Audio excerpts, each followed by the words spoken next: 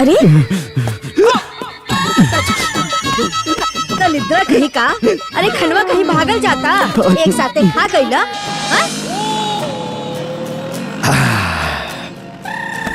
बाबूजी, माई, बाबूजी आ गईले।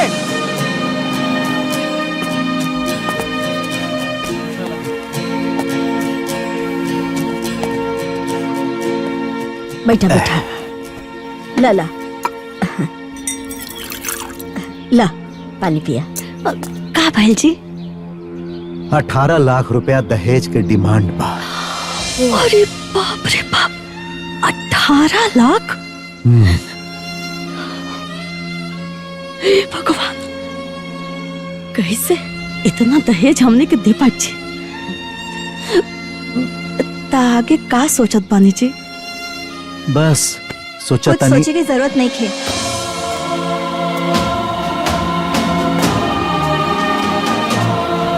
ऐसी का देखे तानी रवा लो, हम कहानी ना, कुछ सोचे की जरूरत नहीं थे। सोचे के तो पड़बे करी बेटी। बाबूजी, हम वो घर में बिल्कुल शादी ना करब जहाँ दहेज रूपी दानों पलट होके।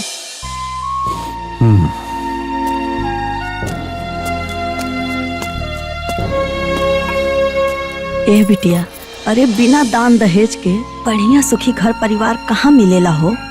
ससुरा के सुख दुख तो अपना अपना किस्मत के बात होला ना माई। हम वो लोभी सन के यहाँ बिल्कुल भी यह ना करब। अरे ता ए दुनिया में ऐसा धर्मात्मा परिवार मिली कहाँ? मिली, काहे ना मिली? अरे इतना बड़ा संसार बा, खोजे में हम जी जान लगाते हम।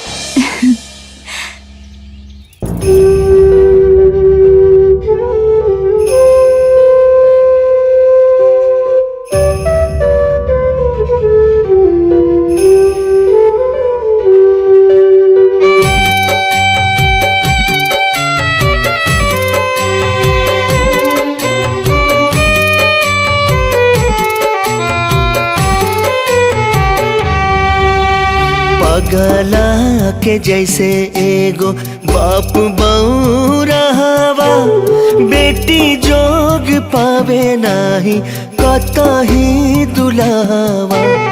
कौने घाटे नैया लगई है रे दहेजावा, कौने घाटे नैया लगई है रे दहेजावा। अब और के तना सातई है रे दहेजावा, अब और के तना सातई है रे दहेजावा।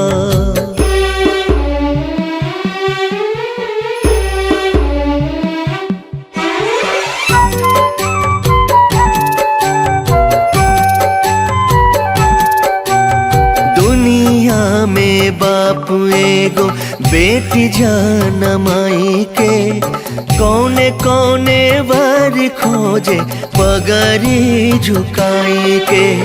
दोसर घर सजावे खातिर आपन घर उजाड़ेला, केहू के ना दर्द बूझे आंसू के तनो ढारेला। काबुले जियते जिंदगी मुआइबे रे दहेजावा, जिंदगी मुआइबे रे दहेजावा। अब और के तना सतई है रे दहेजावा, अब और के तना सतई है रे दहेजावा।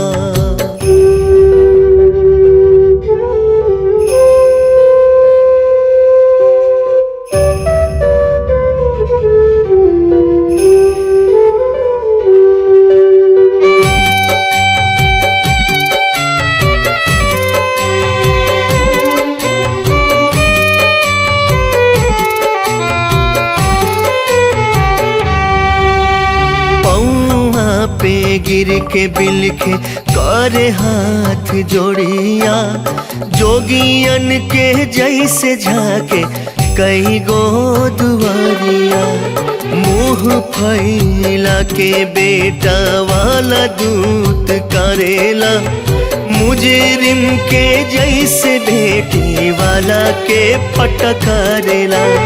तिले तिले कबूल तोड़ पैबे रे दहे जावा, तिले तिले कबूल तोड़ पैबे रे दहे जावा, अब और के तना सकई है रे दहे जावा, अब और के तना सकई है रे दहे जावा। हे महाराज, औकात तो हमार दहेज लेवे के 20 लाख रुपया के ऊपर हो, लेकिन ओकरे बाद भी हमके दहेज ना चाहिए। हम पान और फूल पे ब्याह करब। अभी समझला कि लड़का हमार स्वास्थ्य विभाग में नौकरी करेला, बाजार में हमारे को परचून का दुकान हो, दुकान पे कबो कबो हम बैठेला, कबो हमार छोटका भाई बैठेला, कबो कबो लड़का भी बैठेला। जमीन हमारे पास समझला कि कम से कम शुद्ध 20 बीघा के ऊपर होई। और भैया ऊसर बंजर नहीं के, एकदम उपजाऊ जमीन है, जोते वाली। सलिया भरे में हमके लागत हो कि 4-5 लाख रुपया हमने राशन बेच दे, लेकिन एक बताओ या जवन खरब बिना दहेज के। हाय देखा, हमनी सब एक साथे बैठ सकेला। हाँ, केहू के कोनो बंधन नहीं खे, मर्द मेहरारू सब एक साथे विचार विमर्श कर सकेला। और ये बाड़ी हमार ननद, ये ऐजा ही रहेली। नमस्ते। और हमार नंदोई मास्टर बाड़े, और हमार दामाद इंजीनियर। बाकी रउआ तो देखते बानी, ऐजा कोनो चीज की कमी नहीं खे। बाकी हमनी तो दहेज विरोधी बानी, रउआ तो सुनते बानी। जी भौजी के कहे के मतलब कि मतलब एगो बेटिया अपन बेटियो दी आ दहेजो दी तो बेटिया पर बहुत घनघोर अत्याचार न हो जाए जी। आ दहेज ली हल हमरा घर के लोग के, हमरा बड़का भैया के बिल्कुल पसंद नहीं है। ऊपर से अगुआ बानी बिहारी बाबू। अब जहाँ बिहारी बाबू बानी वहाँ शादी के कैसे इनकार हो सकेला? ए भैया, राउल लड़की और हमार लड़का, रउआ हमार रिश्तेदार, हम आपके रिश्तेदार, रउआ हमारे काम में आए, हम रउआ के काम आए। रिश्ता में, ब्याह में यह न सबसे बड़ा दहेज होला। कहा जाला नु कि दुल्हन ही दहेज है। अपन लड़की के विदाई जवन हो सारी में कर दिया, वह हमारा सबसे बड़ा दहेज हो। रहुआ धन्य बानी रहुआ। हम 50 दुआरे गईनी, लेकिन केहू आपके विचार जैसन ना मिलल। अरे ए महाराज, जेकरा लगे कुछ हो ना, वो दहेज खातिर भक्का नियन मुंह फाड़ देता। ये बात सही है। और रउआ लगे सब कुछ बा, तब रउआ के दुल्हन चाहिए, वो बिना दहेज के। सब भगवान की कृपा। हम बहुत खुश बानी हम। हमार बेटिया बहुत भाग्यशाली बिया, बहुत भाग्यशाली। बाकी हमनी के एगो बिनती रहे, हमनी की सारा श्रद्धा पूरा होके के चाहिए। हाँ। अरे जब दहेज में आप 1 रुपया नहीं खिले तो श्रद्धा तो पूरा होके चाहिए। हैं? अरे ना वो कहावत है नु कि लोग अंगुरी पकड़ते पकड़ते पहुंचा पकड़ने लगेला। अरे ना, हम रउआ सबन के सब श्रद्धा पूरा कर। अरे भाई साहब, रउआ श्रद्धा ना भी पूरा करब ना तो हम करवा ले। बाकी रउआ हमरा बेटा के देख ली, बाजारे में ओकर ऑफिस भी बा। जी। वैसे भी लड़की के बाप के लड़की के बियाहे से पहले ओकरा के अरे ना जी, हम पूरा तरह से संतुष्ट बानी। अरे रउआ सबके जितना तारीफ कइल जाओ कमे बा। अरे भाई साहब, बाकी याद रखे, श्रद्धा और सत्कार में कोनो कॉम्प्रोमाइज ना होके के चाहिए। अरे ना जी, ना होके। बाकी दुल्हन बिना दहेज के। हम बोली विवेक यही काम करेले। हाँ विवेक। अरे वहाँ के एजा काम करेलन। अच्छा विवेक। हाँ। जी हाँ। ए विवेक भैया, एक आदमी खोजे आज बने रह के।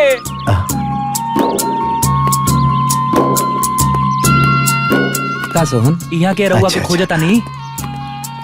जी बताइए। अब हम रउरा घरे से आवता नहीं, और अपना बेटी से रउआ संगे बियाह तय करे खातिर हाँ हाँ चाचा जी के फोन आयल रहे, वो सब कुछ बतैले है।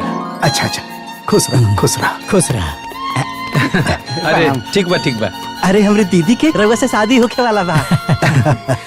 चली सब है, कुछ नाश्ता पानी कर अरे लीजिए। नाना बुआ, उतर और बाबूजी के दबाव रहे कि रउआ से मिल ली तो आ गई नी जा मिले। आप अपन काम धाम देखी, हमनी की इजाजत दे। जी ठीक बा, हाँ, प्रणाम। खुश रह खुश रह खुश रह। लड़का ठीक है। हाँ बहुत बढ़िया। हाँ, एक नंबर बा लड़का, बहुत अच्छा, बहुत सुंदर और सुशील लड़का बा, हमके पसंद।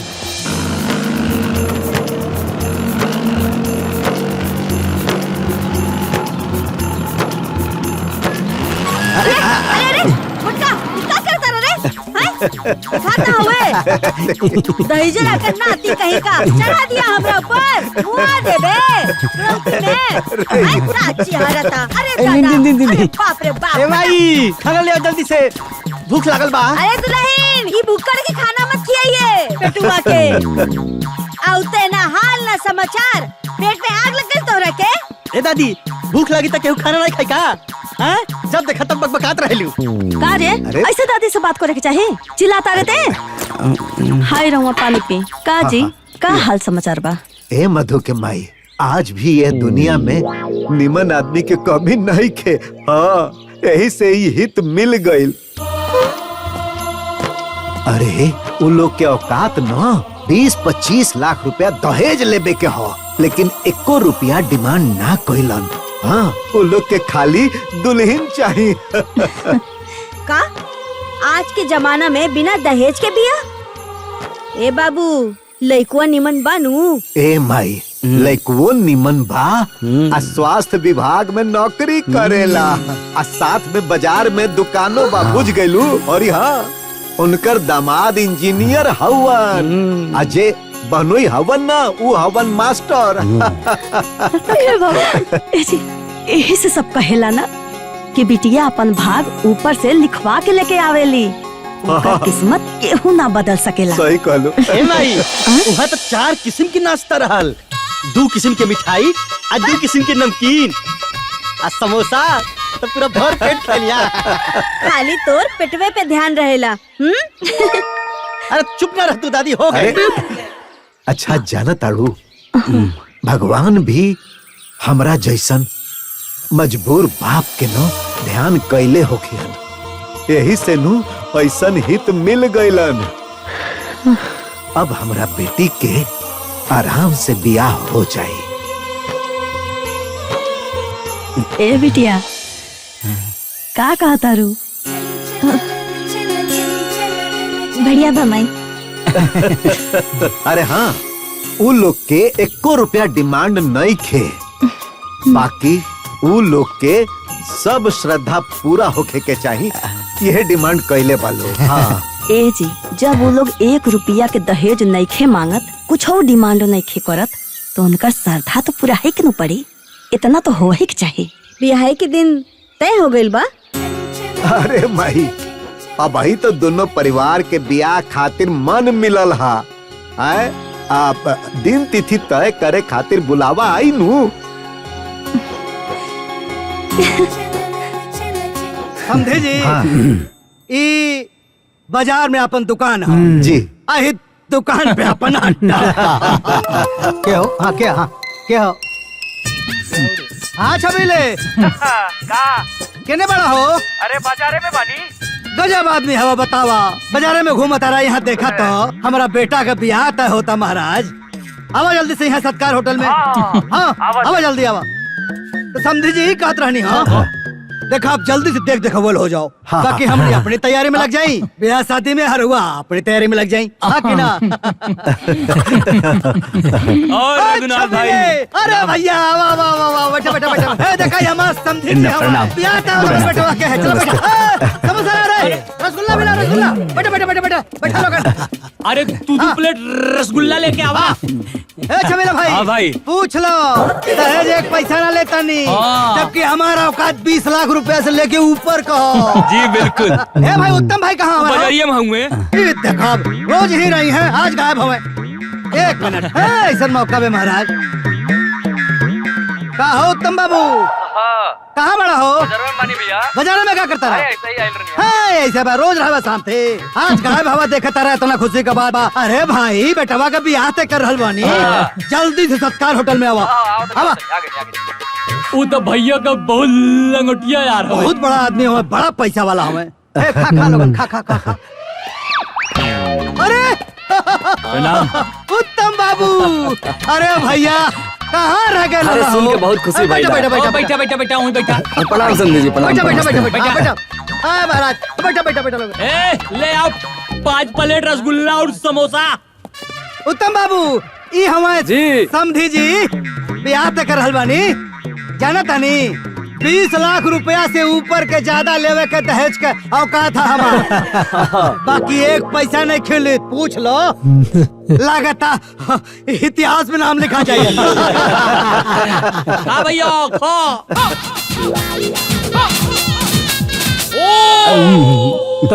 अब आगे के का प्लान बा?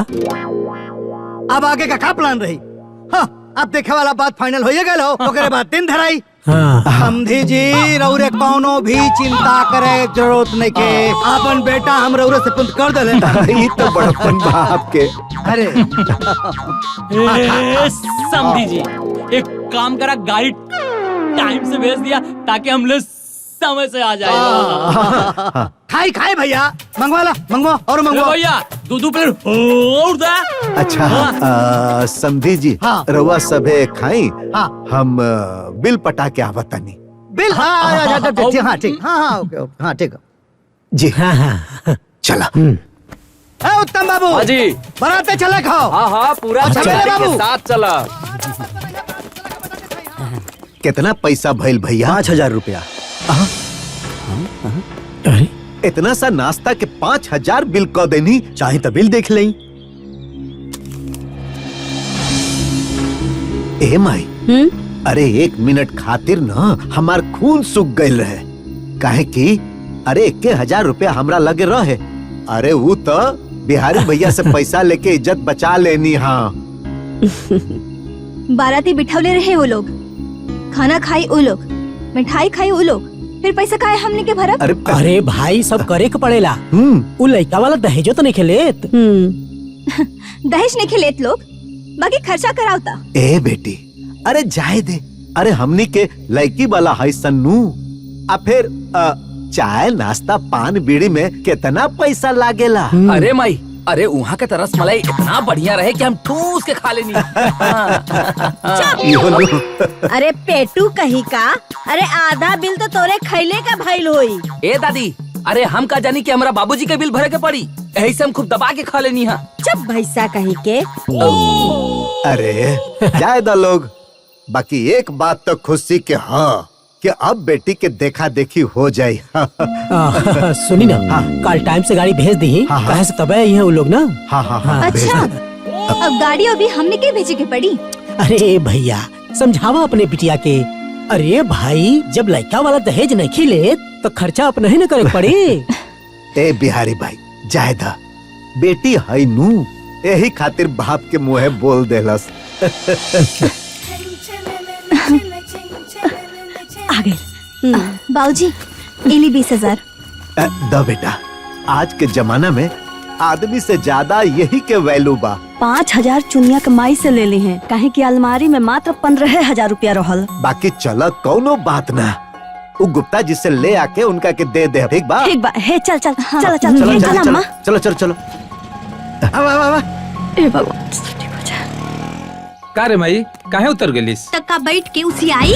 हाँ। अरे गाड़ी में ऐसी नहीं खे। कैसी निके? का हो भैया, ई तू कैसन घर में बियाह तो पहला हो? आए, हम तो पहला ही जानत रहनी कि हमनी का श्रद्धा पूरा ना होई। हाँ, ऐसे कैसे श्रद्धा पूरा ना होई? हाँ, 1 मिनट, श्रद्धा पूरा ना होई। अब फोन लगाओ तानी ना। हाँ हाँ, लगाओ फोन।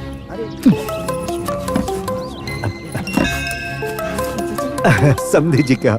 हाँ, प्रणाम समधी जी। प्रणाम। बताइए कोनो बात भइल? हमारा औकात 20 लाख रुपया दहेज लेवे के ऊपर कहो, जाना ला नू।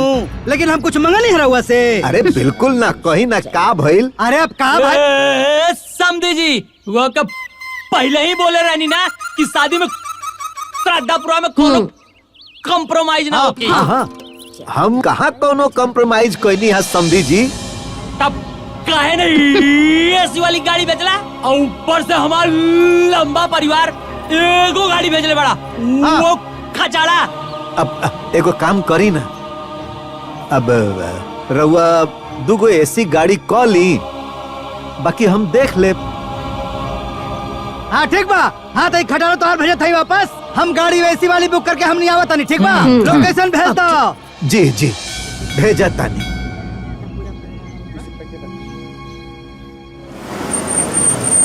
नमस्ते। हाँ चलिए मंदिरिया में। भाई साहब आगे ले। प्रणाम। देखिए आई समधी जी आई। समधी जी कहाँ है सब?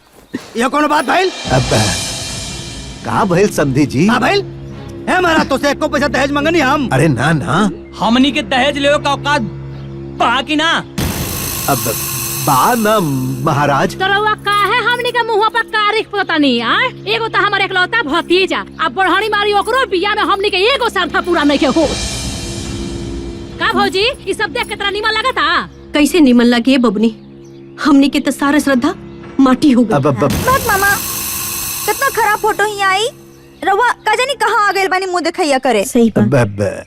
ए समधी जी, हम सोचनी हा कि शुभ काम होखत बा तब भगवान के दरबारे में हो जाओ। चुप रहे महाराज, रहुआ हमनी श्रद्धा के बारे में सोचते नहीं थे। ए भैया, श्रद्धा पुरावे खातिर नु मन में श्रद्धा भी होके के चाहिए। इनकर मुंह देख लगता कि कोनो श्रद्धा पूरा करी है। अब हमरा मन में श्रद्धा बा। अरे एक गो तो बेटी हा हमार। हम रवा लोगन के सब श्रद्धा पूरा करब जा। महाराज कितना श्रद्धा पूरा होता हमनी के सब लौकता। ए भैया, यहाँ के जवन जवन करे करला तन कॉलोनी, अब हमनी के अपन इज्जत बचावे खातिर हमनी के कुछ करे के पड़ी। रहेगा बड़ी। सुना, जवन भाईल तवन भाईल, फटाफट सामान उठावा। चला राजा, पहले सब सारा प्रोग्राम हुई हो। अब भाई साहब सब सामान उठा ली।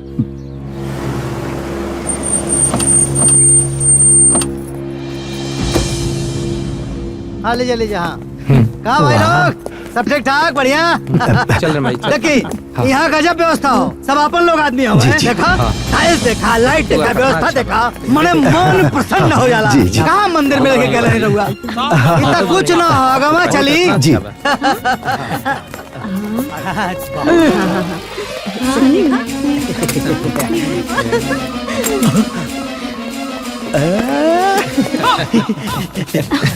देखो दर कहीं का तनी आदमी नियन खो हैं? अरे लोग देखिए तो का कही है हैं? भूख लागल बता खाई ना। चल पूरा कहीं के बैठो बैठो बैठो। ये चलो दुल्हन देख लीजिए। ये चलो चलो। अरे बाप रे, दुल्हन तो बहुत सुंदर बाड़ी। साचो दुल्हन हमरा के पसंद बा। हाँ। अरे जब पसंद भी आ तो आगे का कार्यक्रम शुरू करी। हाँ हाँ भैया चला, निकाला सकुन, निकाला लोग निकाला। हाँ। अरे भैया नेक काम में देरी का है। ए विवेक, लड़की तो हमनी के पसंद बाड़ी, तहार का इरादा बा हो? देखा देखा, अरे पसंद नहीं तो कह दो, अभी कैंसिल कर दे। सब देखो की अरे अरे देवर जी रउआ सही कहत रहनी है, नेक काम में देरी का है। ए दुल्हन आवा चला, उठा उठा उठा।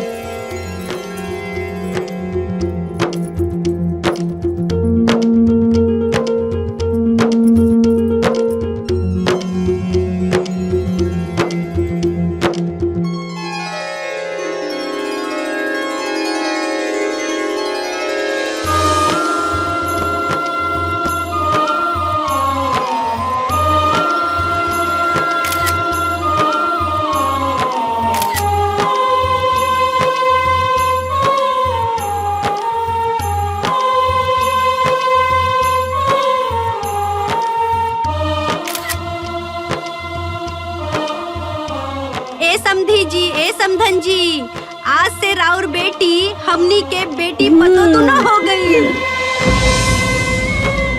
हमनी के भौजी और हमार मामी।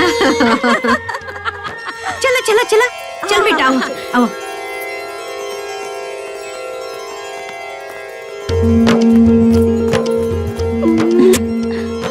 चलो चलो चलो आओ आओ।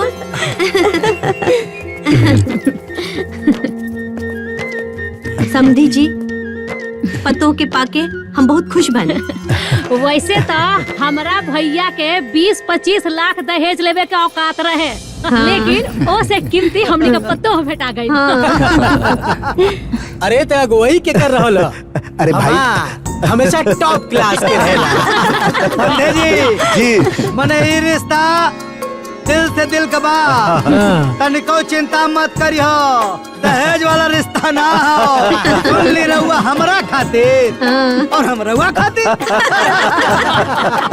ए समधी जी, हाँ। अरे रउआ ऐसा ही अपन आशीर्वाद बनौले राखी तो हम ही सागर पार उतर जाए। अरे समधी जी पार हो जाए ना, समझी पार हो गई नी। चलो चल। सब बढ़िया से हो गई, यही बात के खुशी बा। हाँ भाई, बाकिर हमरा के तो चिंता भइल रहे कि कैसे होई ई सब। लेकिन बा भगवान तो कितना प्यार से सब निपटा देलो और यही बात के खुशी बा हमरा। बाबूजी हाँ बबुआ, पेमेंट करवा दी। अरे यो हमनी के देवे के पड़ी का? अरे चुप न रहा माई, ये छोट मोट बात में बोले के का बा। हाँ बबुआ कितना भइल? 53,000 रुपए। उतना पैसा जी? बाकी हमने के बोलवले तो वो लोग रहे ना, फिर हमने के पैसे काहे दे सन? ई का बात भाई? अरे बेटी शांत रहो, हम करत आनी कुछ। ए जी उतना पैसा के व्यवस्था कहाँ से हुई? हमने के लगे तो खाली 7,000 रुपया बचल बा। अरे चुप न रहो, सोचे द जरा, हम कुछ व्यवस्था करत आनी ना। का करी? हाँ गुप्ता जी। 1 मिनट। हाँ हेलो। अरे गुप्ता जी प्रणाम। हाँ प्रणाम। बेटी के देखो कि हो गई बात ठीक से। जी हो तो गइल, लेकिन एगो फेरा में पड़ गइल भला। का भइल बतावल जाए? अब थोड़ा सा बजट बढ़ गइल। हा अच्छा तो कितना चाहिए? अब 50,000 चाहिए। अच्छा तो ठीक बा, हम आपके अकाउंट में भेजत बनी। ठीक बा धन्यवाद। चला देखा सुनी तो हो गई। हाँ। अब कैसो ब्याह हो जा तो मन ही जाना गंगा ना। सही कहला। अरे ओकनी के तो मन बहुत बढ़ गइल बा बाबू। अरे अम्मा लड़का वाले बाड़े, इतना छाव तो करबे करी सब। हाँ। एकर मतलब ई ना होला ना कि जुल्म करी लोग। हरदम नया ड्रामा, ई नया ड्रामा देख देख के ना हमार मन अगुता गइल बा। अभी ये इतना करत आनी, पता ना बाद में का करी लोग। बाबूजी जितना गइल उतना गइल, अभी ना ये बिया कैंसिल कर दी रहुआ। चुप कर, बहुत पकड़ बोला तारी। अरे बियाह शादी हो, 18 गो लोग आवेले, 18 गो नौटंकी करेलेन, कुल झेले के होखेला, ऐसे बियाह शादी ना हो जाला। कैंसिल कर दा। अरे ये कुल का जनी है, नए जमाने के लड़का हमें आए। ए बाबूनी दूसरे जगह तुहार बियाह तय होत तो वहाँ नगद भी लगत और इहो कुल सहक पड़त। यहाँ तो कम से कम नगद दहेज ना लगता। और ना तका ऐसे ही बेसी कर करके ये लोग इतना ले ली ना कि पता ही ना चली। अब जाए दे बेटी, हमने के बेटी वाला है सन ना।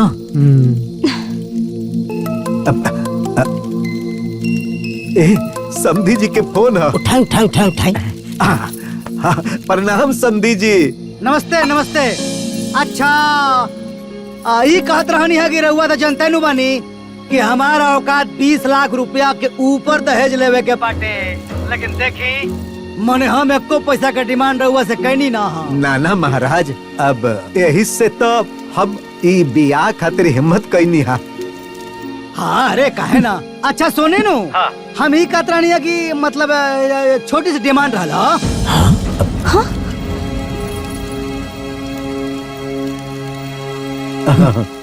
हाँ अब कहीं ना, हम जरूर पूरा करब।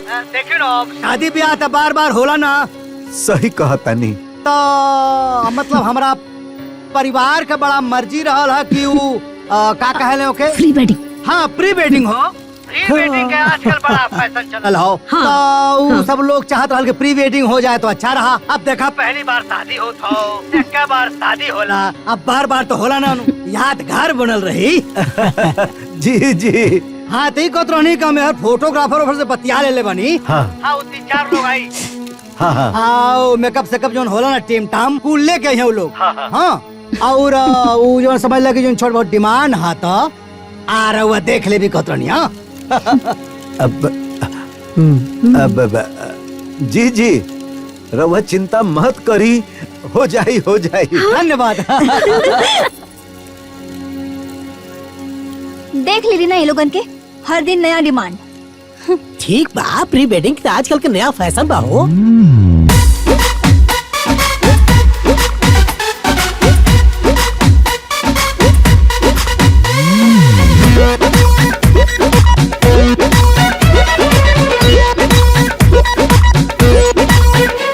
न कोनो शर्म लिहाज बा,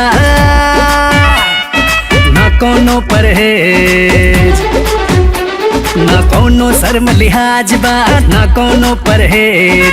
झूठा हूँ ही बात बात के दुल्हन बिना दहेज, झूठा हूँ ही बात बात के दुल्हन बिना दहेज। दुल्हन बिना दहेज भैया, दुल्हन बिना दहेज, दुल्हन बिना दहेज भैया, दुल्हन बिना दहेज।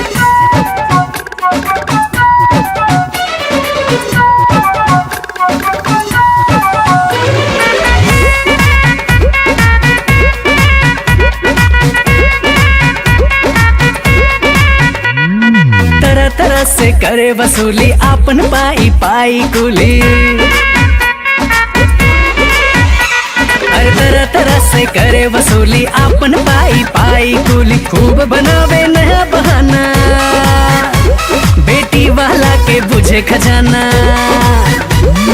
मामला इतना कहिए से बाटे सनसनी खेज। झूठा हूँ ही बात बात के दुल्हन बिना दहेज, झूठा हूँ ही बात बात के दुल्हन बिना दहेज। दुल्हन बिना दहेज भैया, दुल्हन बिना दहेज, दुल्हन बिना दहेज भैया, दुल्हन बिना दहेज। कितना भइल? बाबूजी 75,000 रुपया भइल। बाप रे बाप, 75,000? बाबूजी हाँ हाँ जल्दी पेमेंट कर दी। अब बेटा जी हमके थोड़ा सा समय दे दी। उ कहन द कि हमरा बजट से फान गइल बा। 1 मिनट में आवता नहीं। हाँ ठीक बा। देख लिया पैसा ढेर हो गया। 1 मिनट। हेलो हे गुप्ता जी नमस्कार। नमस्कार नमस्कार। हे गुप्ता जी, आज समधियाना के कपड़ा खरीदवावे आयल रही ना, त कुछ पैसा घट गइल बा। आ रउआ 50,000 भेजवा देब तो। हाँ कोनो बात नहीं के, आप दुकान के स्कैनर भेजी, हम पैसा रउआ के डालत बानी। हाँ जी जी जी, हम तुरंत स्कैनर भेजतानी। धन्यवाद धन्यवाद।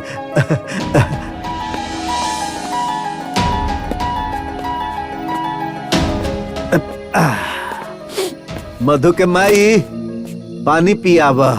हाँ। अरे ई कैसन हितनाथ बाड़न बाबू, हमरे बेटा के तो सब उजाड़े दी है। बाबूजी वो लोग से कह दे अगर ऐसे ड्रामा करे के बा तो हमने के स्वीकार नहीं खे। अरे कौन बेटी वाला ऐसे बोलेला बेटी? हाँ तो का कहल जाए बताई ना। चुप कर, बहुत बोला तारे। अरे शादी ब्याह के घर हो, 10 तरह के खर्चा होखेला। है ले पानी पी। हाँ अब कितना खर्चा बाकी बची? बारात बुलावे खातिर 8 गो गाड़ी भेजे के पड़ी। हाँ? समियाना ह, बैंड बाजा ह, ऑर्केस्ट्रा भी तो बुक करे के पड़ी ना। अरे इस सब का कितना खर्चा बढ़ जाई सन, हमरा तो कुछ समझे में नहीं खे आवत। ए भाई अब कितना हो खर्चा लागे, व्यवस्था तो कर ही के पड़ी ना।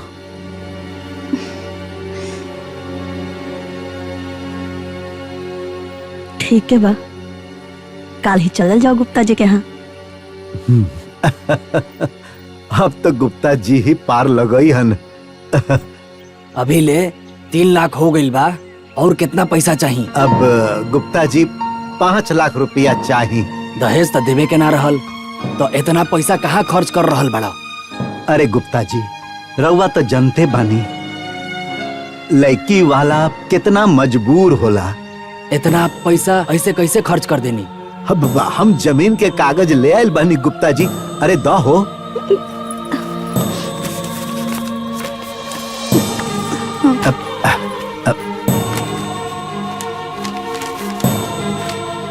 ये देखिए गुप्ता जी। अब हम का कही, पैसा घरे ले जाइबा कि पहुंचवा दही? ए गुप्ता जी लेके जाए उ का न कि हाथ में होके के चाहिए। ए लड्डू के माई, कबाड़ में 5 लाख रुपया रखल बा, ले आवल जाओ। और कौनो जरूरत होके तो बताई जी।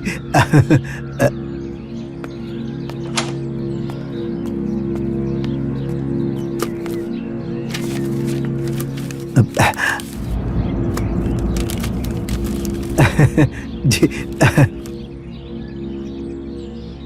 लड़का वाला मारे बाजी, जकरा बेटी ऊ अपराधी। हाँ, लड़का वाला मारे बाजी, जकरा बेटी ऊ अपराधी। कितनो बदले समय इचोला, ई अभिशाप खत्म ना होला। कूलर पंखा टीवी एसी सोफा कुर्सी में झूठो हुई बात बात के दुल्हन बिना दहेज। झूठो हुई बात बात के दुल्हन बिना दहेज। दुल्हन बिना दहेज भैया, दुल्हन बिना दहेज। दुल्हन बिना दहेज भैया, दुल्हन बिना दहेज।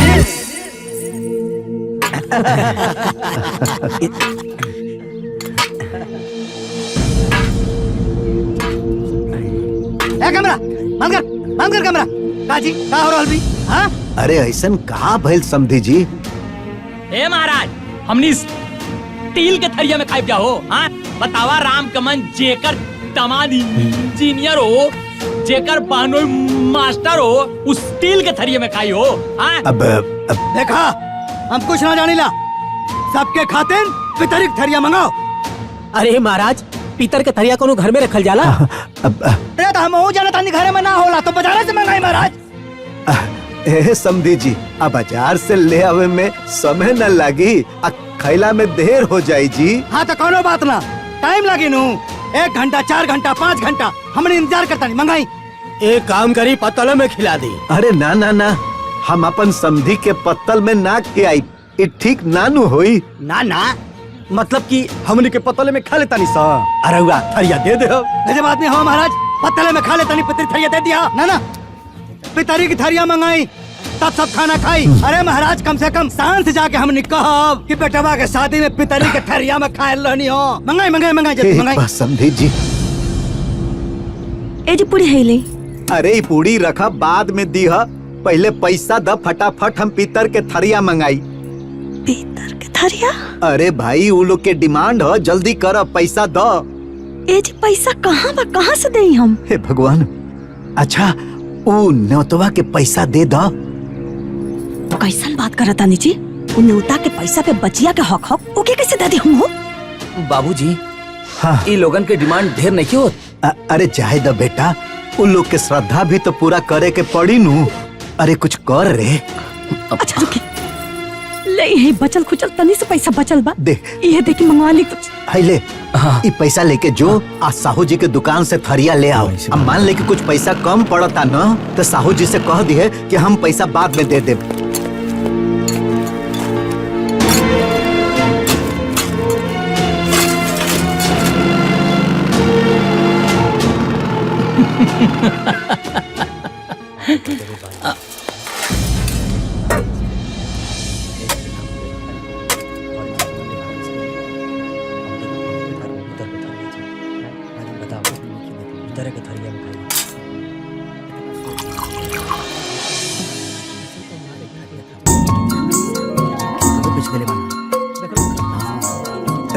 ए समधी जी खाना कैसन बनल बा? आज कहीं भैया राउर काम एकदम नंबर 1 ग्रेड के बा हो। सुनो समधी जी, बोली लोग बंधन में खोलवा ले सही कहा तारा, कहा है ना कि बात के झंझट न रह जाए। जी जी, अरे एकदम पाई पाई रवा सबे भोजन पाई। सब बढ़िया से हो गइल नु। हाँ, अब क्या बात करते देखी हमार बड़ी इच्छा रहे कि बंधन खुलाई में हम अपना समधी के सिगड़ी ही दी। अरे हित हमार हवे नु, बहुत दिलदार हवे समधी जी हमार। बाकी समधी जी एगो बात ही कह रहल हो, माने मारो हम ना हिलाई, मारो हिलाई हमरे बाहू। का समझी जी कि हमार माई के बचन दिहल रहे, विवेक के शादी में पाहुन बन। हाँ तो कोनो बात नहीं खे। अरे फूफा भी पापा के बराबर होला। हाँ तो कोनो बात नहीं खे। चली हिलाई। अरे तो ऐसे कैसे बंधन खोल दी? जैसन चैन भैया के गला में पड़ल बा, वैसन चैन हमरो गले में पड़े के चाहिए ना। पड़े के चाहिए, बद हो वो तो चाहिए।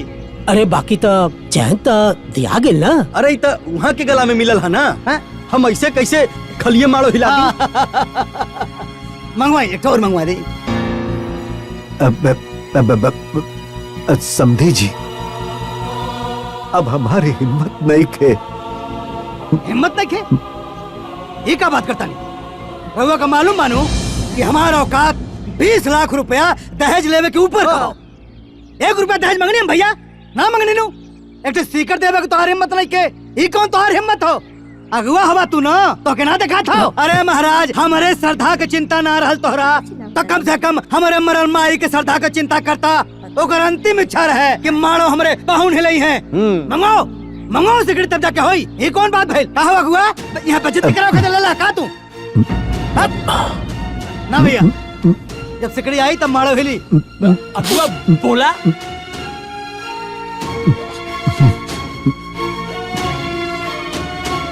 का फर्क है? हाँ एक से का हो जाए?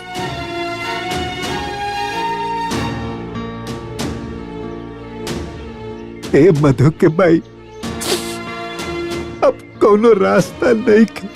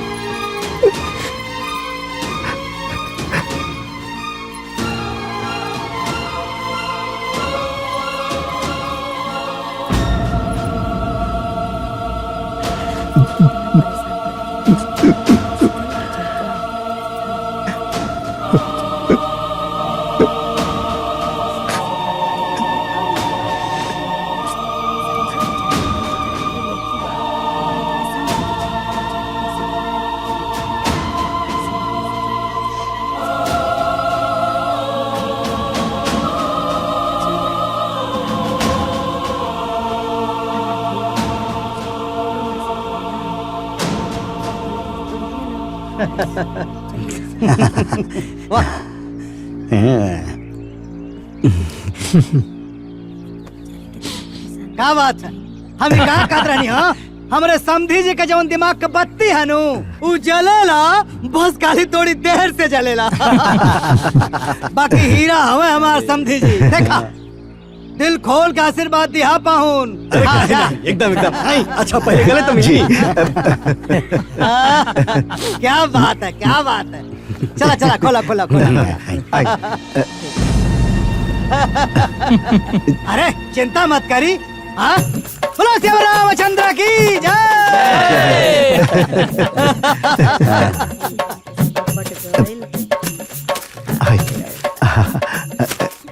अरे बोली ले है देती है अगुआ को देती ना ना अगुआ के। हाँ हाँ अरे ला ले ला। अरे कोनो बात ना लावा हम रख देते हैं।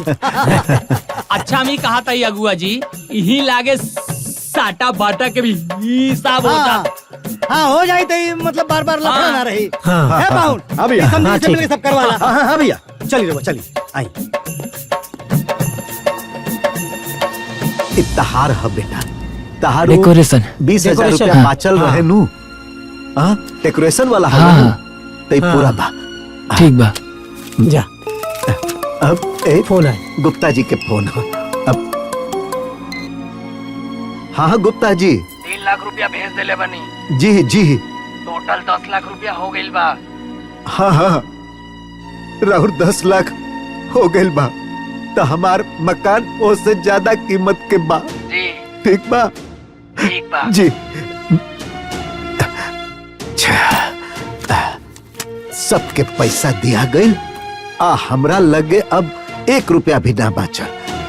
चला कम से कम पार तो उतर गया। हाँ हम बाहर देखा थे विदाई विदाई के का होता। ठीक बा हाँ ठीक बा।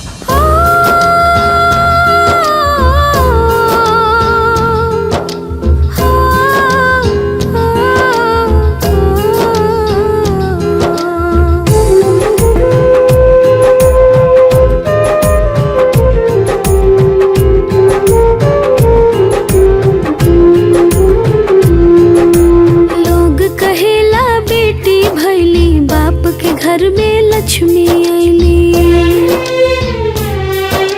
लोग कहेला बेटी भैली बाप के घर में लक्ष्मी आईली। बाप के घर भर गइल हो, बाप के घर भर गइल हो, बाकी है बात सच बाकी आज एगो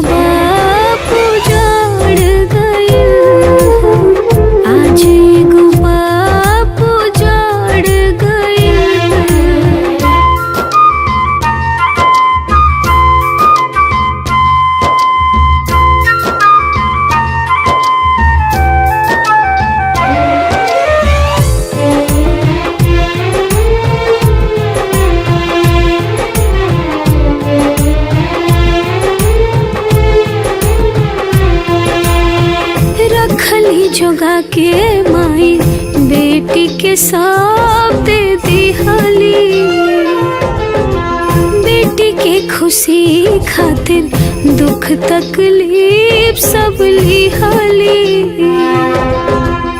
रीत रिवाज सब जहर भइल हो, रीत रिवाज सब जहर भइल हो, बाकी है सोच बाकी आज एगो बाप उजाड़ गइल हो, आज एगो बाप उजाड़ गइल।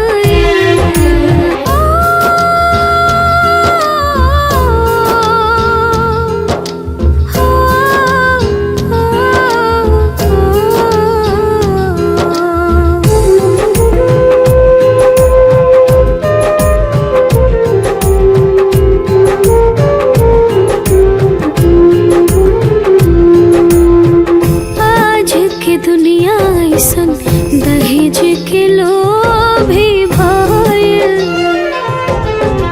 बेटी के कारण आज बाप के सब कुछ गइल।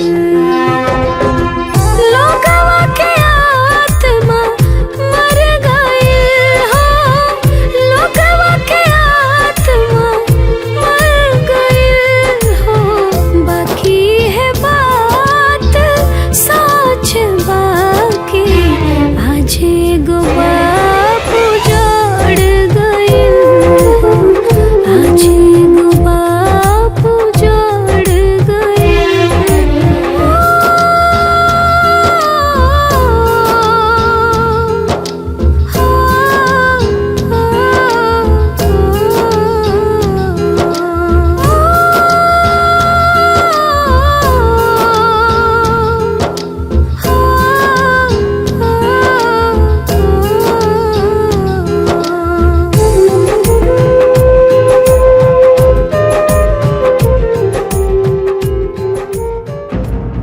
ए जी गुप्ता जी कुछ कहत ना रहने। ओका कहिया पैसा देले रहलन, ओकरा बदला में एक घर आई जमीन उनके मिल गए, हो गए उनकर काम।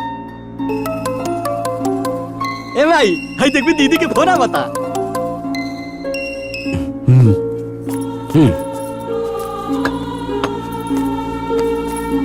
हेलो प्रणाम माई। खुश रहा बिटिया, का हाल चल बा? बहुत बढ़िया बानी। तू कैसन बाड़ू और दादी कैसन बाड़ी? हम ठीक बाटी बिटिया। एही बानी। प्रणाम दादी। खुश रहा बिटिया। कैसन बाड़ू दादी? भगवान के कृपा बा। बाबूजी कहाँ बाड़े? ए बिटिया, बाबूजी गए रहने गुप्ता जी के यहाँ, बस अभी तुरंत उते बाड़े। गुप्ता जी के यहाँ काहे? ए बेटी, प्रणाम बाबूजी। खुश रह बेटा। ए बिटिया, हाँ बाबूजी। गुप्ता जी के एक घर आई जमीन लिखे के पड़ गई। काहे? कर्जा बहुत हो गिल रहे बेटी, ना चुका पैनी, यही से ही घर आ जमीन लिख देनी। बाबूजी तो लोग कहाँ रहबा? रहले बेटी, रहले सन। भगवान के बनावल बहुत बड़ दुनिया है। रहले तू निमन घर चल गए ना, हमने के यही में खुश बनी, बहुत खुश बनी बेटा। ना बाबूजी, तो लोग ना हमरा साथे रहब, हम सब साथ में रह बेजा। हाँ। अरे जौना बेटी के कन्यादान क देनी, ओकरा घरे के पानी पियब जा। हाँ? ए बिटिया, तू काहे हमने पे पाप चढ़ावा तारू हो? आज ले जो दुनिया में ना भाई, वो हमने से मत करावा वो बिटिया। ना दादी, आज जौन स्थिति हमारे परिवार के भइल बा, ओकर जिम्मेदार सिर्फ और सिर्फ यह परिवार बा। अरे हम तो सोचनी कि ये लोग दहेज नहीं खिलेत लोग, और हमारे गरीब माँ बाप के गुजारा हो जाए, बाकी ये लोग तोरा लोगन के तिल तिल तड़पाउले बा लोग। अभी लोगन के एहसास दिलावे के बा। अरे कि एगो बेटी वाला कितना तकलीफ सह के एगो बेटा वाला के हर श्रद्धा पूरा करेला। लेकिन फिर भी बेटा वाला के रहम नहीं खियावत।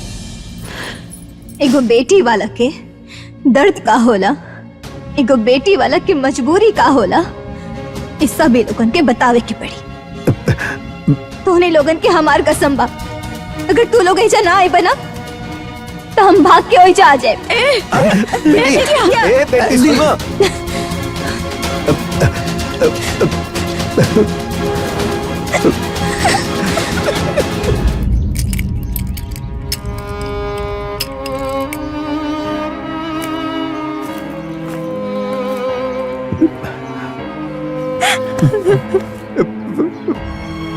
अब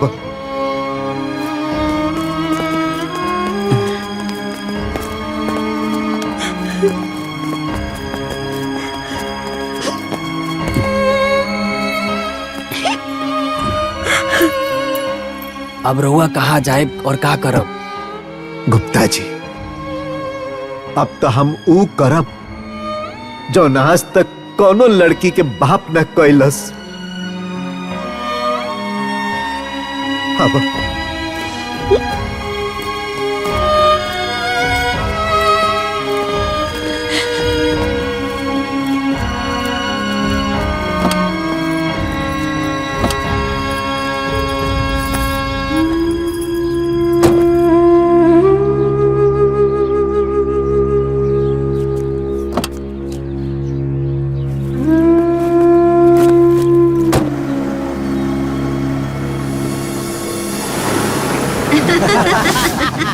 भैया वैसे कर अच्छा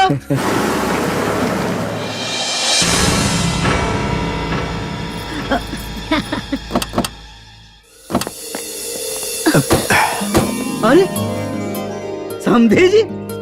बाबूजी प्रणाम। बाबूजी खुश प्रणाम। रहा, खुश रहा। दादी प्रणाम। खुश रहा, खुश रहा, खुश भाई रहा। अरे समधी आई जी, बाबूजी, आई। अरे ये बताएं, अचानक रहुआ लोग बिना बतौले आ गए लोग, हमारे कोनो खास बात हम समझ नहीं ना बात। ना समधी जी, रउआ कहे नी ना कि चिंता मत करो, आ हम रउआ खातिर बनी आ रउआ हमरा खातिर, तो उहे वादा निभावे के समय आ गइल बा। हम समझनी ना। हम समझावता नहीं से समझे जी। उ का हन समझे जी, जानते बानी रहूंगा कि बिटिया के बियाह में हमार घर दुआर खेत बाड़ी जमीन जायदाद सरबस बिका गई। अब हमार अपन जवान रहल कुल तो खत्म हो गई। बस अब हाई है घर आपस रहूंगे सब ना अपन बचल बानी। यही से हमने सब राउर चरण में आ गई नी। ए विवेक जी ए बेटा ले जा। तरी नहा दो। ठीक बा, आई बाबू, पानी में आई। पिया जा। अच्छा जाता नहीं जी। ए भाई चला। चल चल चल चल चल। हाय माय हाय बाबू लाओ गाड़ी के भाड़ा दे दा।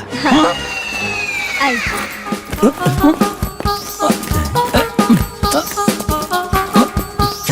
भैया हाँ करिए भाड़ा मांगा था। अब भाड़ा मांगा था चाहे ए भगवान तो सारे पूरे खानदान के हमारे हकला बना देवे। अरे भाड़ा मांगा तो पूछ क्या बताओ कितना मांगा तो क्या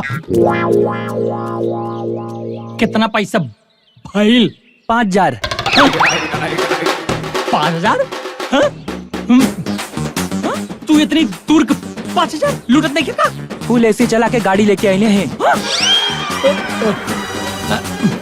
चल खाए की ठिकान ना पुलिस यात्रा करता है।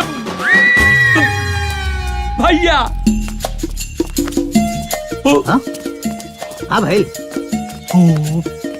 5000 मांगत बा तो हम का करी 5000 भेला तो दे के पड़ी तो हम काहे दी हम समझी तोहार आइल बाड़न। हाँ समझी आल हम तो पैसा बोला हो पापा जी। हाँ बाबूजी कहनी है कि उनका भी कुछ बाचल नहीं और गाड़ी के भाड़ा खातिर द्वार पर हल्ला गुल्ला हुई तो इज्जते न जाई। अरे इज्जत जाई 5000 भेलो 5000 तो की ज्यादा ना लगा तो बाबूजी हाँ हाँ बाबू 5000 तो लगबे करेला। रवा लोग जब मुंह दिखाए खातिर ऐसी गाड़ी में आइले रहनी हमने की यहाँ तब हमनियों की भी इतना ही देनी है। हाँ हाँ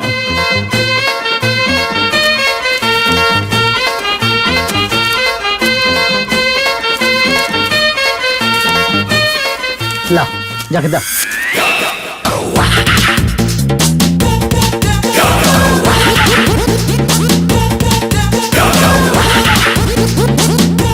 अब आप यहाँ बोलो अब चलो चलो एक बात बतावा लोगन अगर केहू नात बात रिश्तेदार से कह दो कि चिंता मत करिए हम बानी ये महाराज अगर हम कहिए दनी तेकर मतलब का भाई तो अपन डेरा डंबर घर दुआर लेके हमरे दुआरे पे आके बैठिए। ये बात कर रहा 1 लाख के कहता नहीं। बताओ रहू हमारे रिश्तेदार है ऐसा कर सकीले का? ए महाराज हम तो आज लइसन देखला ही नहीं। अरे हम तो पहले ही कहत रहनी कि तू कैसा घर बियाह करावत। अरे कन्यादान होखला के बाद तो घर के पानी ना पियल जाला। आई अनाज कैसे घोटाई? अरे जे लाश शर्म घोर के पी जाला ना ओकरा के कुछ करे में शर्म ना आवेला बुझना। बाबूजी हाँ बहू रवा हमार माई बाबूजी दादी और भैया खातिर एक घर में शरण देनी एक खातिर हम रवा लोग की बहुत आभारी बानी। अरे बहू कैसे बात करता रही। अरे भाई सुख दुख में अपने नु काम आवेला। पूछा ना हमने ना ये चर्चा करा अरे उस समधी और समधिन के नाश्ता वास्ता करैलू की ना? जा जा जा कुछ खिया पिया दा। जा भी करावता नहीं।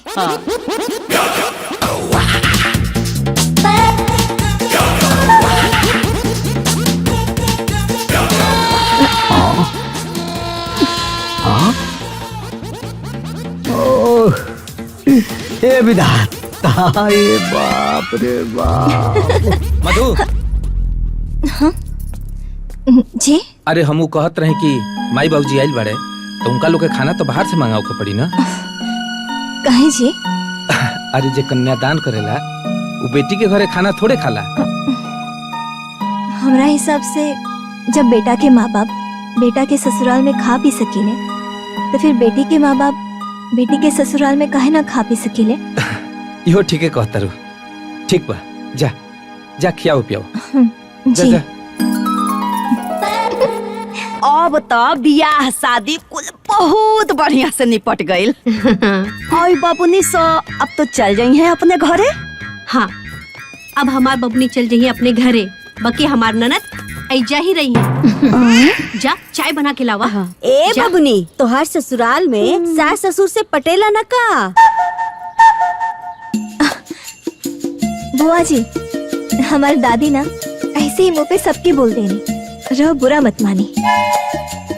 ए बहन, हमरे बिटिया से खुश बानी नु, बढ़िया से सेवा पानी करता नु। हाँ, अरे हाँ, काहे ना, हमार पूरा घर छान ले बाड़ी, हम बहुत खुश बानी।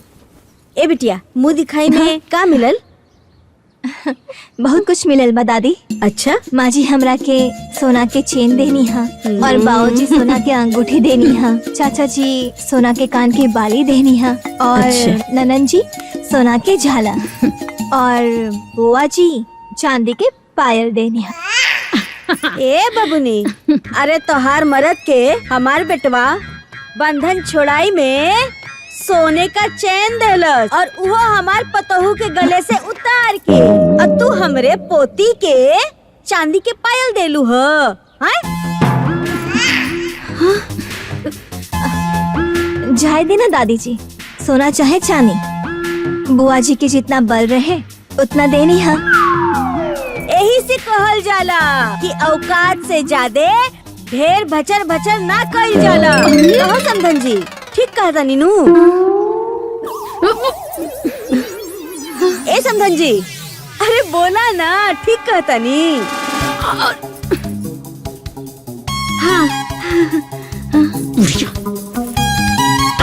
अरे माई रुकी ना, माई रुका, रउआ लोग चाय नाश्ता करी।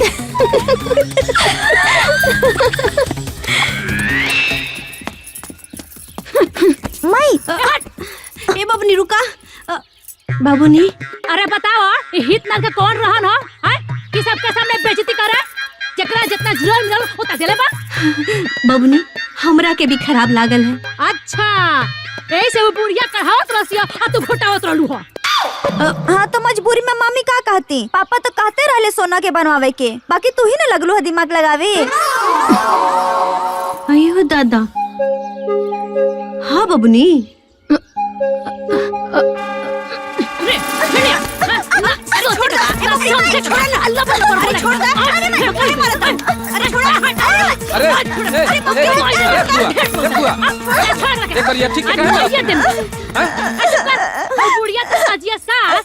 पूरा आंगन में सबके सामने हमार बेइज्जती करतिया। अरे तो तू कौन कौन बाड़ू? मालूम में फटर फटर बोल के वो लोग के बेइज्जती करत रहू तो ऊ ठीक रहे? लगला ससुरारी का तारीफदारी करे। ए बेटा, जायदा, शांत रहा ना, शांत हो जा। चल चल रे चल, चल सा। हमार दिमाग चल झुका लड़ाई में केसरिए कइले भी है। बाप रे बाप, ये कहाँ से अखोर बखोर आके आंगना में बस गली से होता था। जी नहीं नहीं चली खाना बन गई है, खाना खाई लोग। चला ए समधी, चला खा लोगन। चला लोग, चला।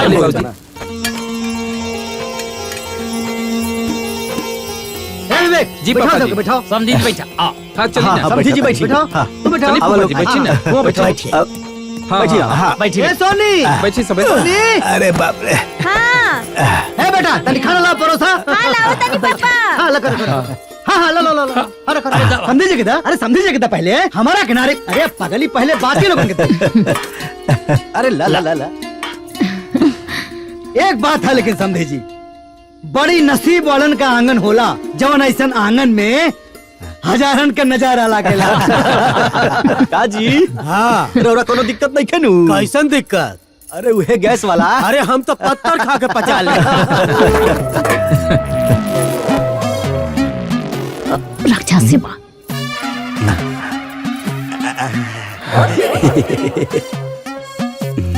ए बाबुआ, इतने बड़े थरिया में खाला का? जी चाचा जी, ये थाली में खाए लन। अरे तो कोनो बात ना।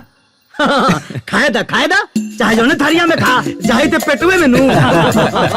चला शुरू कर। अरे महाराज, अब पहले रवा शुरू करी ना। अरे रहुआ तो शुरू कर दे ले, अब रहुआ करी। तो शुरू कइल जाओ। बोलो शिव रामचंद्र की जय। हाँ।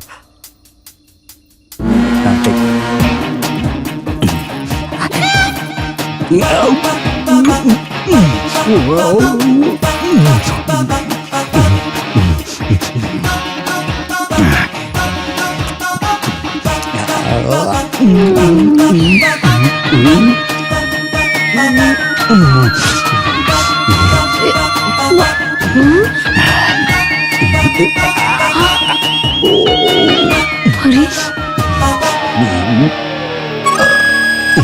अरे बाप पूरी सब्जी।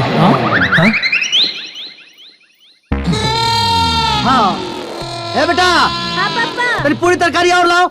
ले आओ तनी। हाँ लो लो लो लो। कहाँ से आई? गिरा बा। सब्जी अब ना हो। अरे खा ला खा ला खा ला खा ला।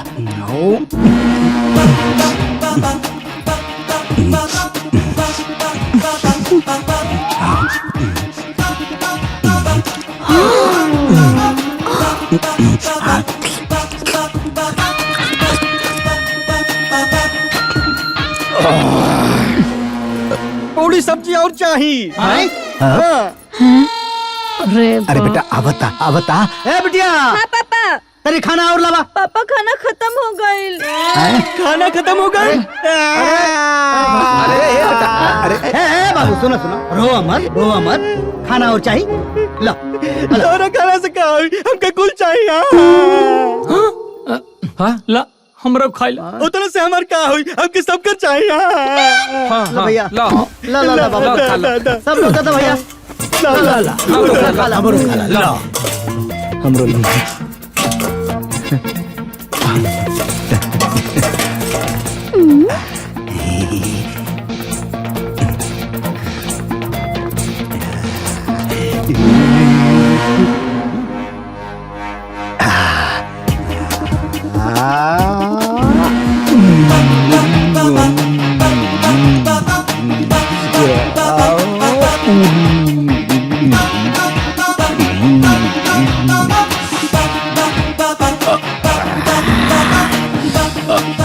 बाबूजी और खाना खाई भा।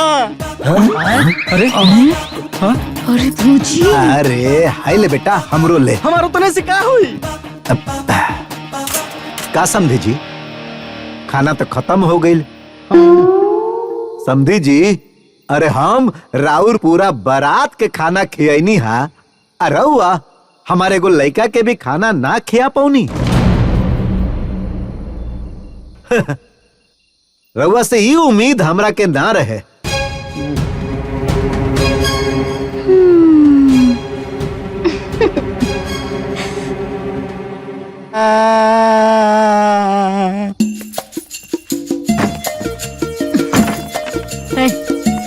हाय धरा लोगे इहे खा के पानी पी लो लोगिन, कम से कम कुछ तो राहत मिली। दो हमरे को।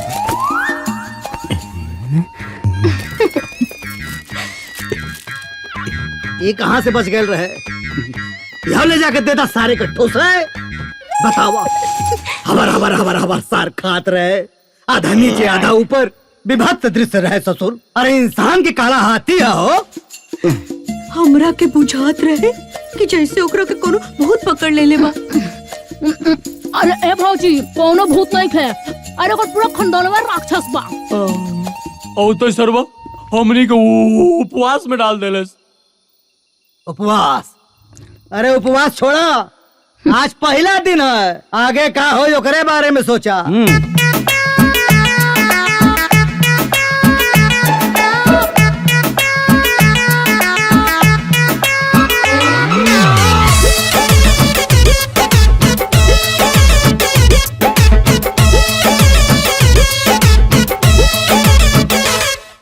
जावन मन में होखे ऊ मन के बतिया कहा, अपन घर समझ के आसर पासर के रहा।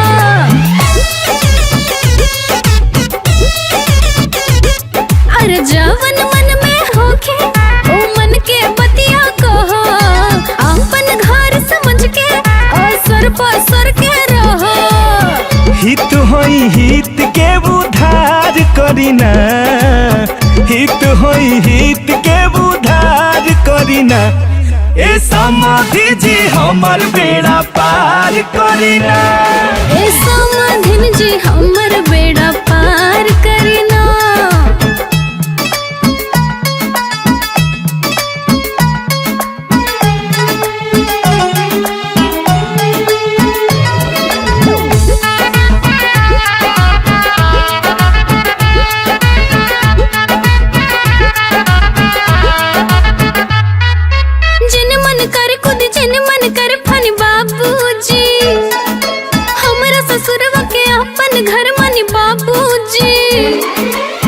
समधी जी सही बात बा। अरे हाँ समधी जी बिल्कुल सही बात बा। खाइल जाओ पियल जाओ ऐस मौज कइल जाओ हमनी के, ऐस मौज करके जी मत वाला भइल जाओ हमनी के। भर पेट देके उपकार करीना, भर पेट देके उपकार करीना। ए समधी जी हमार बेड़ा पार करीना। ए समधिन जी हमर बेड़ा पार करीना।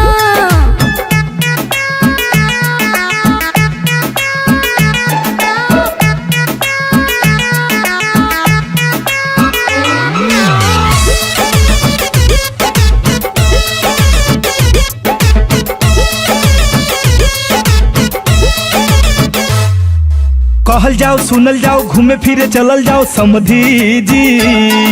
मान सम्मान दी हमनी पर ध्यान दी समधिन जी। ए अम्मा जी बुझनी का जी, ए जी बहुरिया अरे बुझ गई नी जी। हितई में हितनी रहले में लोग के बड़ाई है, इज्जत प्रतिष्ठा है दुनिया में असली कमाई है, बुझाई। जवन होता ओकरा पर विचार करीना, जवन होता ओकरा पर विचार करीना। ए समधी जी हमार बेड़ा पार करीना। ए समधिन जी हमर बेड़ा पार करीना। ए समधी जी हमार बेड़ा पार करीना। ए समधिन जी हमर बेड़ा पार करीना।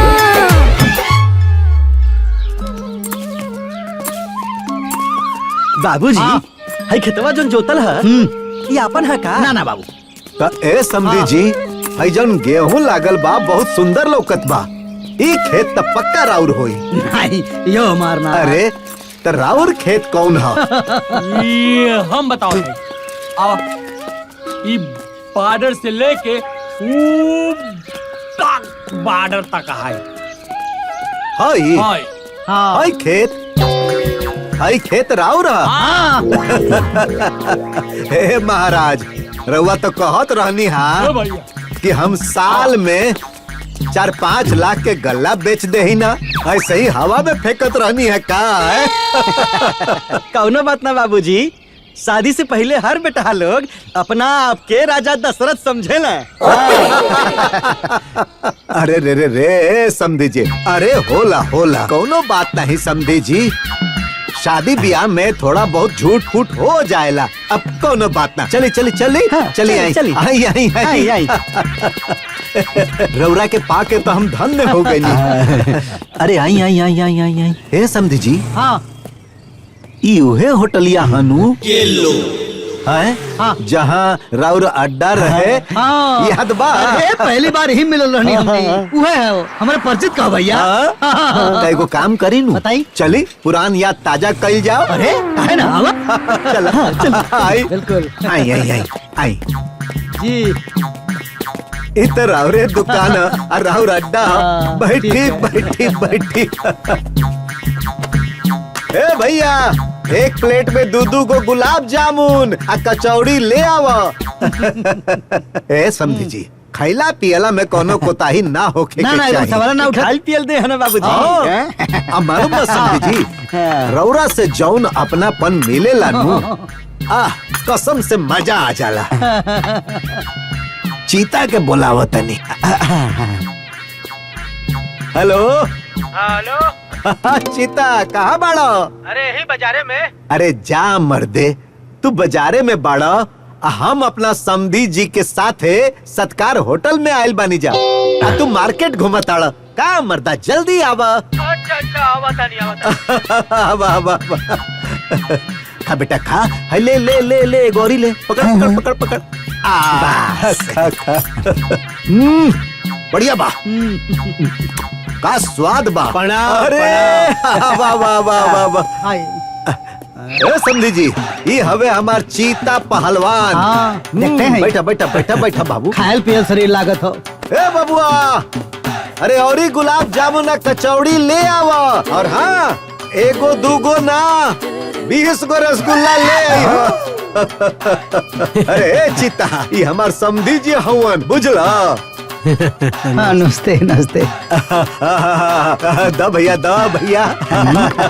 ला ला चिता बाबू खा पहलवान ना हुआ। बाप रे बाप।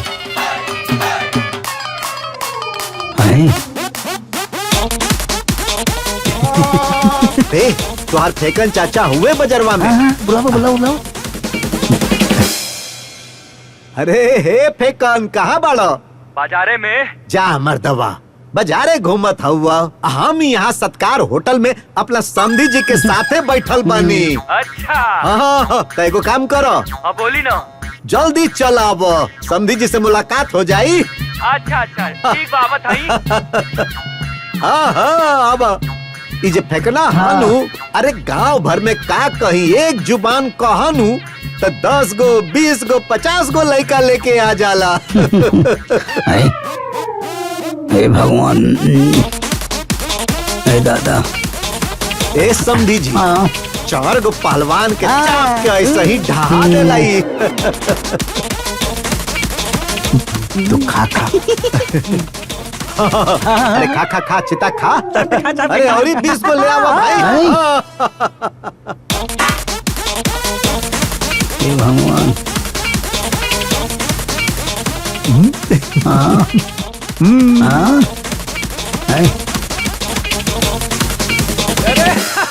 नमस्कार। अरे नमस्कार नमस्ते। समधी जी ये हमारे गांव के लड़का लोग हवन साहब। बैठा लोग। बैठी। जी। अरे भैया इन लोगन के भी गुलाब जामुन कचौड़ी परोस द भाई द गरबा गरम कचौड़ी भेजा। द सबके द भाई द ए भाई अरे ले आवा हमरा चीता के प्लेट में 10 गो औरी डाला। हाँ द इन करा के द। राक्षस है हकारे भैया।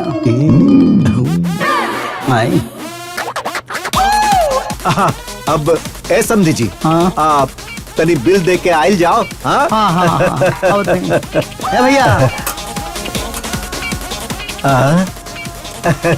पेला। अरे खा जी भर के खा समधी जी हवन हमार। हाँ भैया कितना पैसा भैल? 5,500। नाश्ता के 5,500। हरुआ काहे चौंका तनी? आपके समधियो जी के तो 5,000 भई रहे। सही कहत आड़न समधी जी। एक काम करी नू पैसा रवा पटाई हम 2 मिनट में आवत हनु।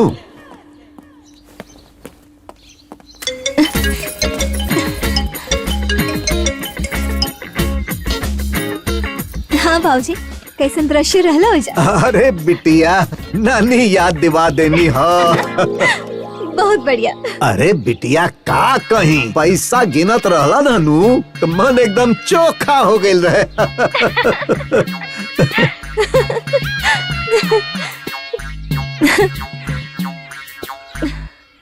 यह तो एहसास दिलावे के बाना बाबूजी कि दर्द सबके बराबर होला, चाहे वो बेटा वाला रहे चाहे बेटी वाला।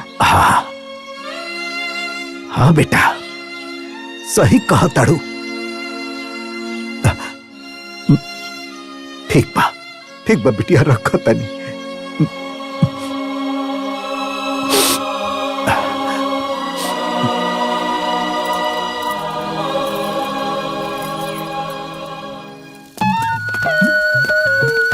हे भैया हाँ चल अगुस बात कर जाए। चल आओ उठा चल लगा।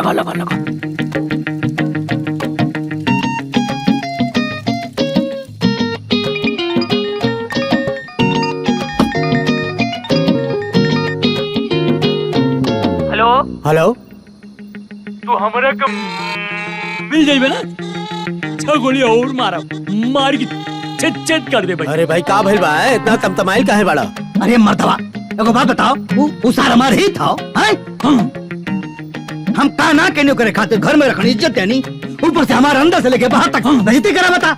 अरे तहमन हमके काहे फोन कैला हा? ए ई खातिर हम तोरा के हेरा ताई गोली मारे। अरे रह दे, अरे हम बतियावत नहीं, बतियावे दे भाई। हाँ तू एगो बात बतावा, और हम लोगन के घर में रखनी इज्जत कहनी, ओकरे हाथे नियन बेटवा का पेट देखा तावा कैसन बा, खाना खाना खिया के पागल हो गए। और यहाँ हमारा तरफ हाँ हमार घूम घूम के तनी बजती करा बता। बताओ। देखा हम ब्याह करवाए वाले रही ना, इतना तोहर ना है, समझला? ये तो कोनो बात ना भाई भैया। आई बतावा, आखिर तू ही बतावा। तू मेरा हाथ जोड़ रहे हैं, आई बेरा हमार घूम घूम के बजती करा बता रहे। ये कोनो बात भाई? मर्दवा हैं? हम तुम्हारे बेटा का ब्याह तय करौनी, तोहर कुल श्रद्धा पूरा करौनी, और तू एगो सूट का एगो पैंट शर्ट का कपड़ा तक ना देला और बात करता ला हमसे। रखा फोन। करता सर।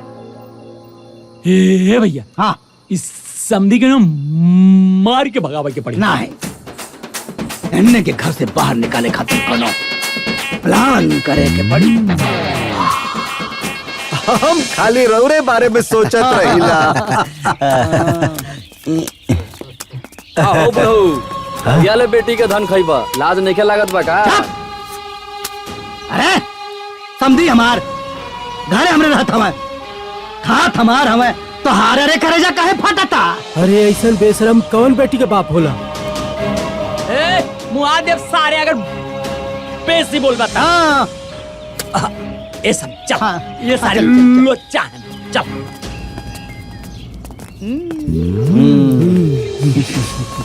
हाँ समझी हमार खात हवे हमार रे। अब आओ। अरे ये बैठने जवन कहा तुम्हें को बुरा मत मानिया, हम हाथ जोड़ के माफी मांगते हैं। अरे कौन बात, चल आई रिएक्शन लेना इसका। ए भैया, हाँ कहिया ले तोहनी के बाप बेटा के इधर रहे एक बा खाए एक बा। रे सारे अगर हमारे समधी जी के कुछ बोलबे तो मारा फाड़ जाइबा। तोरा सीना में कौन मुंह दर्द है रे? तू अपने समधी के गर्दन में बेशरम के बोर्ड टंगवा दो। अब जाना तुम मारब रे। अरे तू 1 फुट खावा 2 फुट के हो जाइबा। बात किनके पूरा मत। हाँ चल हट। मारा चलाओ गिरा के तो के। ए बेटी, अब तक गांव वाला लोग भी हमने के ताना मारत ताड़े। हाँ दीदी, अब तो बड़ा लाज लगा था। अब तो पूरा गांव वाले यही कहता ना कि बेटी बहन के घरे कबले बैठ के खाई हंसा। ए बिटिया, तू हमने के यहाँ से चल जाए था, तू होता। अरे हम सबके नाम इतिहास में लिखा जाए। इतिहास में नाम तो जरूर लिखाई माँ, और लोग वो नाम के फक्र से यादो करी। अगर रवा लोग ये लड़ाई से पीछे हट जाए तो हमने के अपना मकसद में कामयाब ना हो पाए। हम देख ले बानी रवा लोग के वो पल पल की तड़प और वो दर्द हमरा दिल से नहीं खींचात। ये लड़ाई वो हर बेटी वाला खातिर बाटे, ताकि फिर कभी केहू के घर ना बिका। रवा लोग हमारे साथ दे। ए बबुनी, केहू कुछ भी कहे, यहाँ से कोई ना हिली। तू चिंता मत कर, तोर जोन मन करे वैसे ही एकनी के तबला बजा। बाकी हम सब यहाँ डटल रहब सब। हाँ दीदी, हम साथे बानी।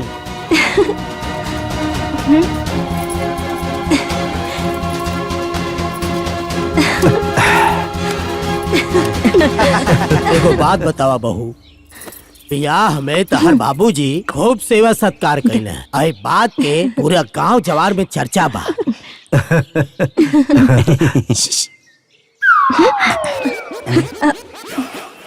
अच्छा बाबूजी, ननन जी के शादी में राव आदर सत्कार ना भय रहे का?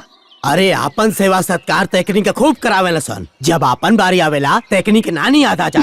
एकदम सही कहानी। हे महाराज, अरे रउआ पीतल के थरिया में ना खैले रही का? अरे पितरिया थरिया छोड़ी, हमरा बरा एकनी के पतलू घट गइल रहे।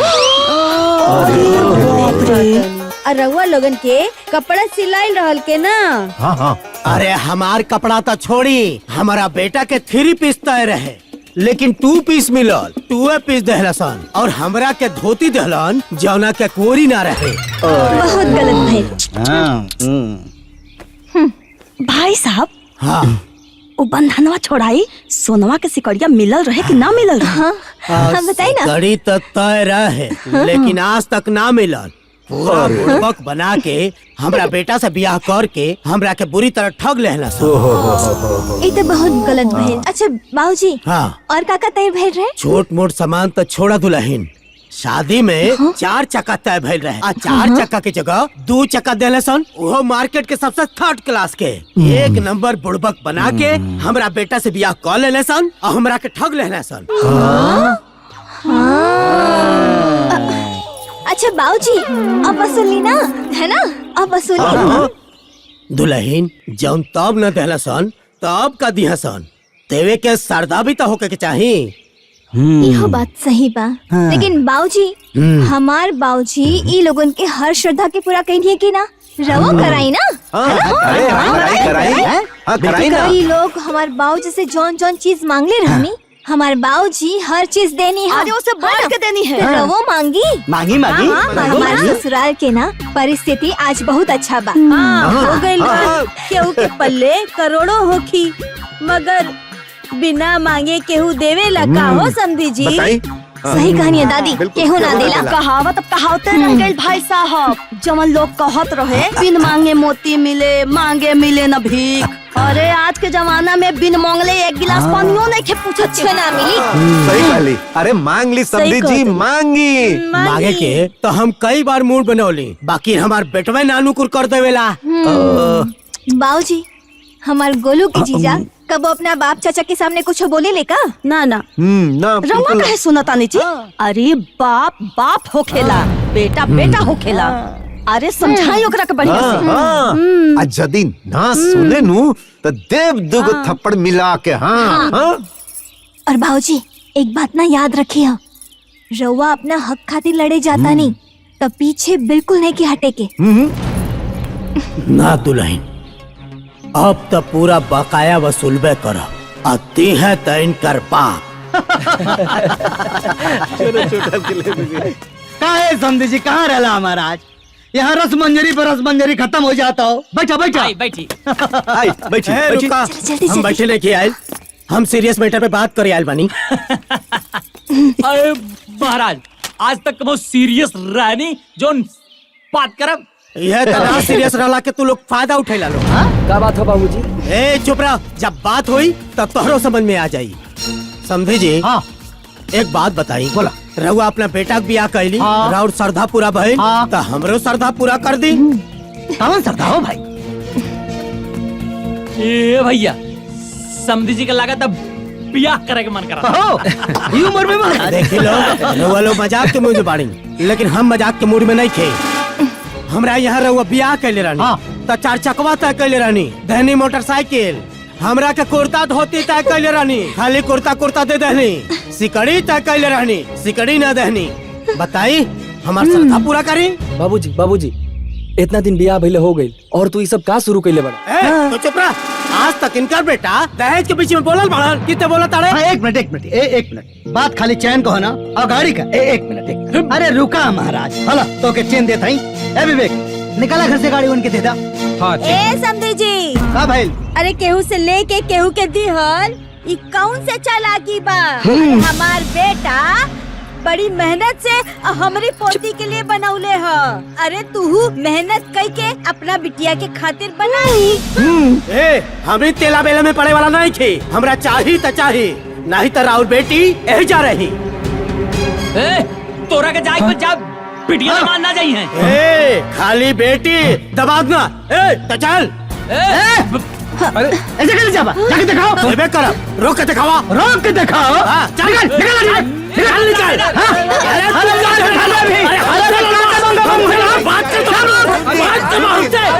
अरे बकवास मत करा। ए समधी जी, समधी हो के लाठी लठौल करे में अच्छा बाबूजी, एगो गाड़ी और एगो सिकड़ी खातिर रवा हमार ननन जी के नैहरी में छोड़ दे, एक ठीक ना नो लागी। कौनो भी समस्या के समाधान शांति से होला। और हमारे ससुर जी ना दिल के बहुत अमीर है। इना राउर हर श्रद्धा के पूरा कर दी है। हाँ?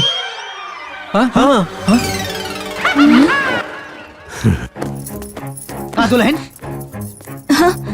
बैठा रहा। कौन जरूरत रहा ही कहे कि जवन लेवे देवे के हम कुल पूरा कर दे। ओ बाबूजी, अगर दोनों समधियन के बीच में लाठा लाठी हो जाए तो का प्रतिष्ठा रहे? अब बताओ। और सच कहे बाबूजी, जौन तय भर रहे देवे के वो देवे के चाहे। वो बेचारा के दूसर कोनो समधी भी ना है।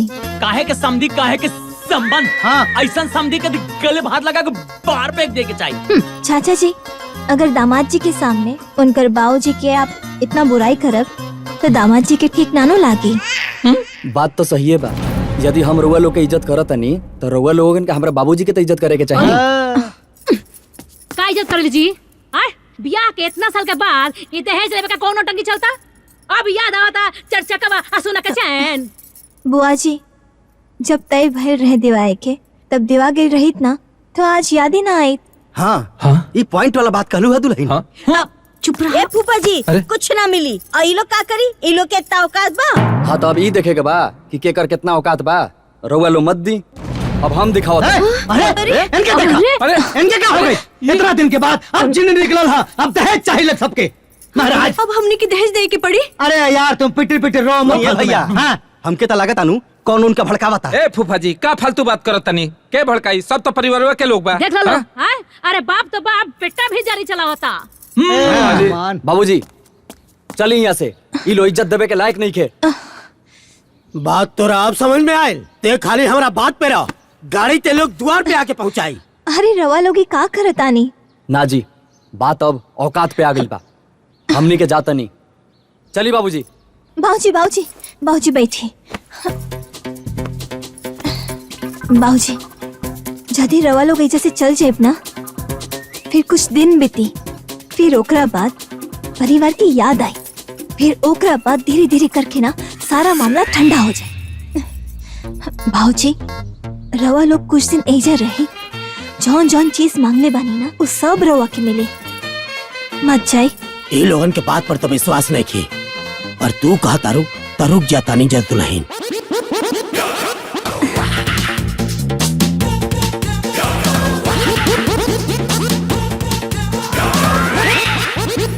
मन तो यह करा था कि उठाई लाठी और दौड़ा दौड़ा के समझे के मारी और मार मार के भगा दी।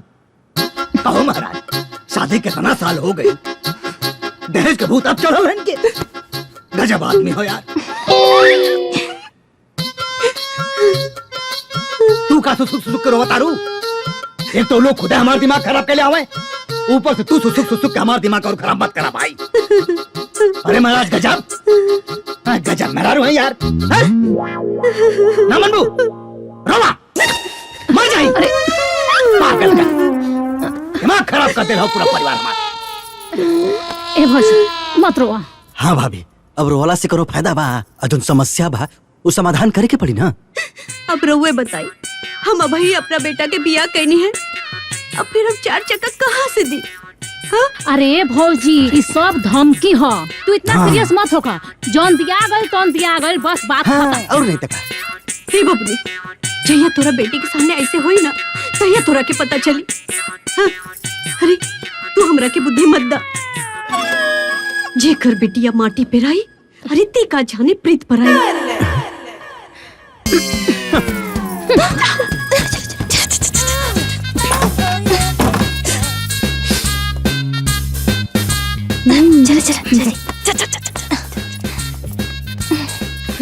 आज पता चल गई कि केकरा मन में केकरा प्रति कितना मान सम्मान बा। देखनिए भौजी केंगा बोली हो? हाँ तो तोहरा का जरूरत रहा हर बात में कि हर बात में लवर कूद लाके? अरे चुप रही, अपने समाज के नु बोले गई हो। हमरा का पता बा कि हमरा भौजाई के मन में इतना कुर्सी पाल के बैठल बाड़ी। हाँ तो ससुराल छोड़ के नैहरे में अड्डा जमाईबू तो बेइज्जती होखबे न करी। ए बाबूनी, एगो हमरा घरे देखा कि कितना श्रद्धा कहनी है, एगो तोहरा घरे। अरे तहरा घरे बिटिया छोड़ के बहन के तो कोनो कदरे नहीं हो। और न का बुआ जी, देखी ना बेटी के देवे के तय भर रहे कब और दिया था अब।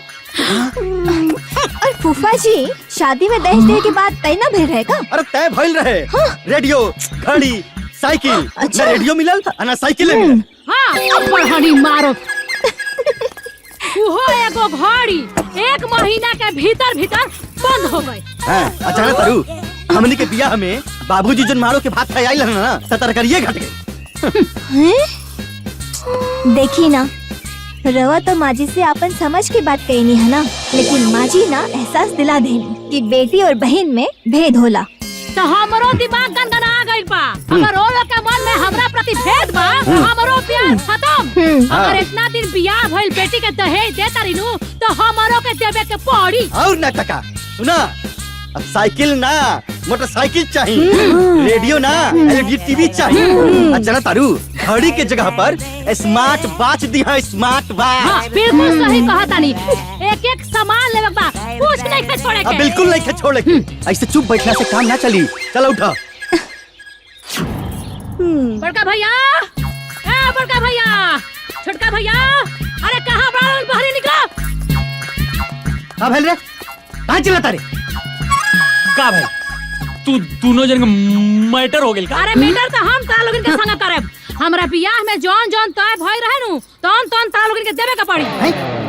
मतलब ई कि साइकिल के जगह मोटरसाइकिल चाहिए और रेडियो के जगह एलईडी टीवी, वो आज के जुग जमाना के हिसाब से। ए, तोर दिमाग खराब हो गेल बा का? हाँ? चवन तमाचा मारो ना दिमाग सही हो जाई। चाचा जी यहाँ के घर के बड़ बेटी है ना, ऐसे नानू बोले के चाहिए।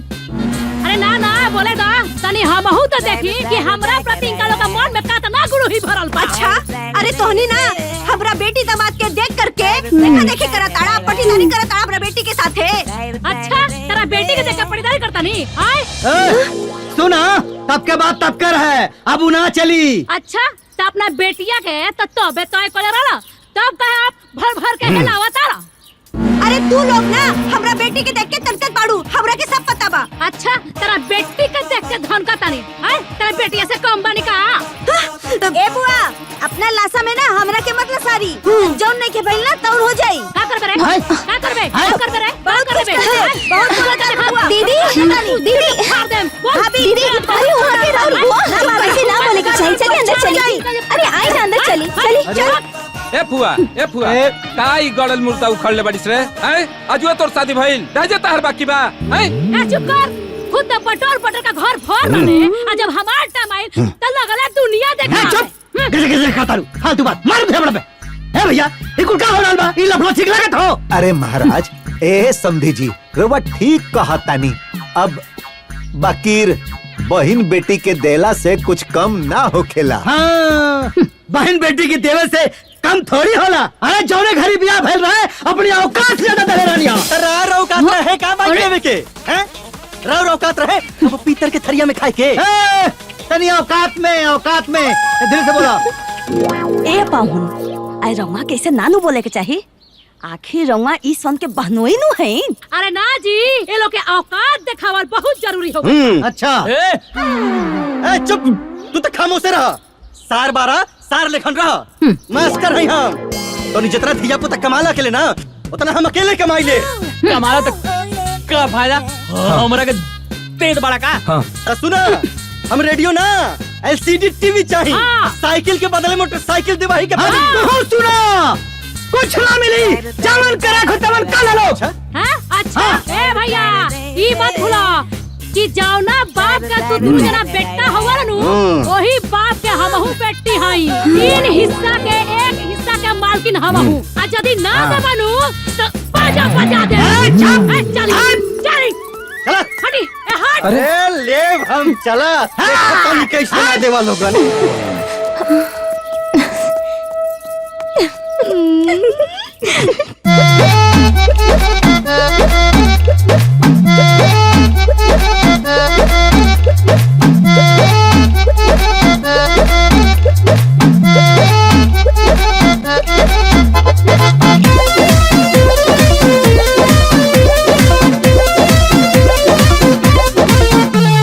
दुल्हन ही दहेज हवे समधी तू मानला, असली लक्ष्मी हमारा तू बेटी के जानला। ए समधी जी दुल्हन ही दहेज हवे समधी तू मानला, असली लक्ष्मी हमरा तू बेटिया के जानला। जितना रहे किस्मत में हाथ ने तो पैबा, ढेर जदी धनवा पे मनवा लुटाइबा त पैसा प बिकाए वाला दुल्हा कहैबा। ढेर जदी धनवा पे मनवा लुटाइबा त पैसा प बिकाए वाला दुल्हा कहैबा। एहो नन्हे दोए जादे जीभ जे डोलैबा, एहो नन्हे दोए जादे जीभ जे डोलैबा त पैसा प बिकाए वाला आदमी कहैबा। पैसा प बिकाए वाला आदमी कहैबा।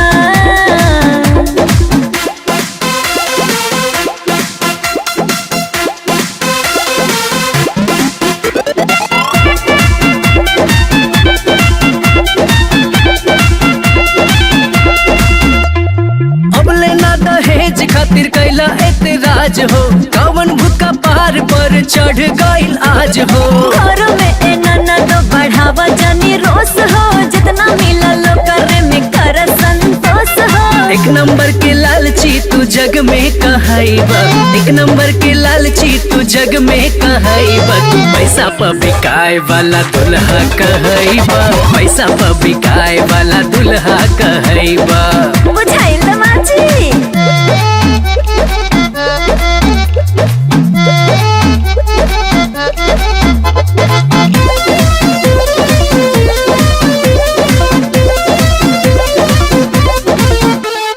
धीरे धीरे इतना हो बढ़ गइल उमरिया, अब ही रुपया पर टिकल बा नजरिया। कहेला बदल गइल तोहराई मनवा, कहिया ले छोबबू नहीं हरवे के धनवा। मंगल से खाली अपनमवा हंसैबा, मंगल से खाली अपनमवा हंसैबा। तू पैसा प बिकाए वाला दुल्हा कहैबा, पैसा प बिकाए वाला दुल्हा कहैबा।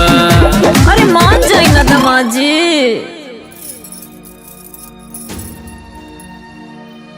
अब चाहे आबाद हुई चाहे बर्बाद, ई सब करे खातिर तो पैसा के बंदोबस्त करे ही के पड़ी ना। लेकिन हम कतनो कोशिश करब तो 18-20 लाख के तो व्यवस्था ना हो पाई। अरे तो 18-20 लाख रुपया हम कहाँ से लाइबे दादा?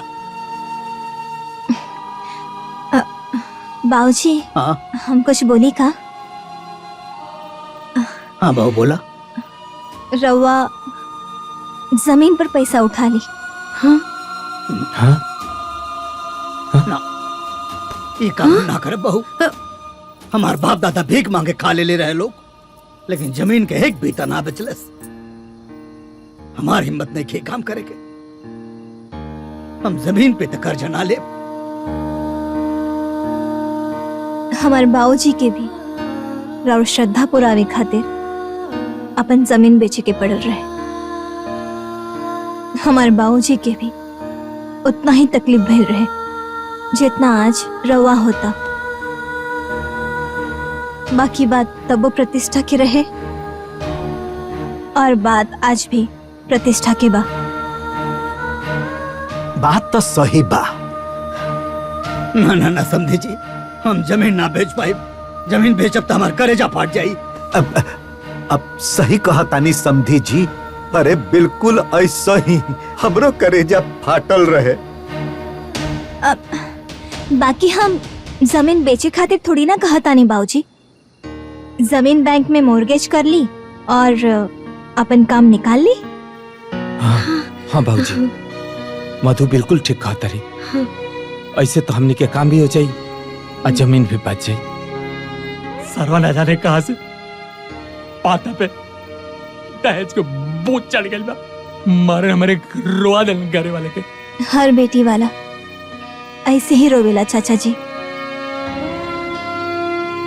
ज्यादा चिंता मत करी, बात प्रतिष्ठा के बा और बहन बेटी के खुशी के बा।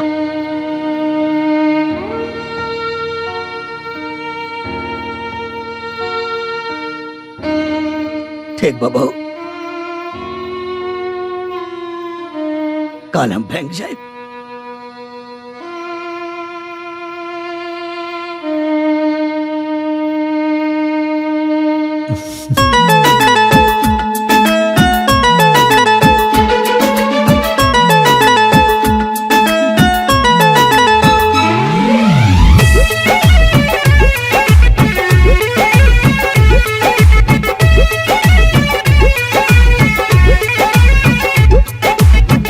दूसरा के दर्द लागेला हाला जी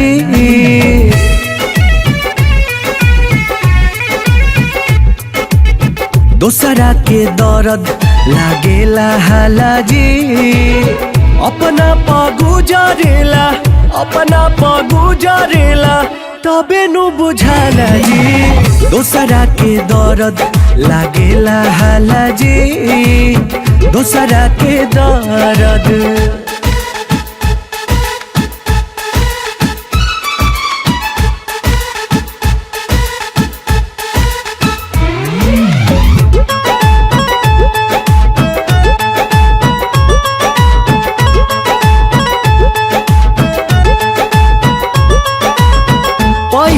पहिल तो लोग सभे आपन दिखावे होशियारी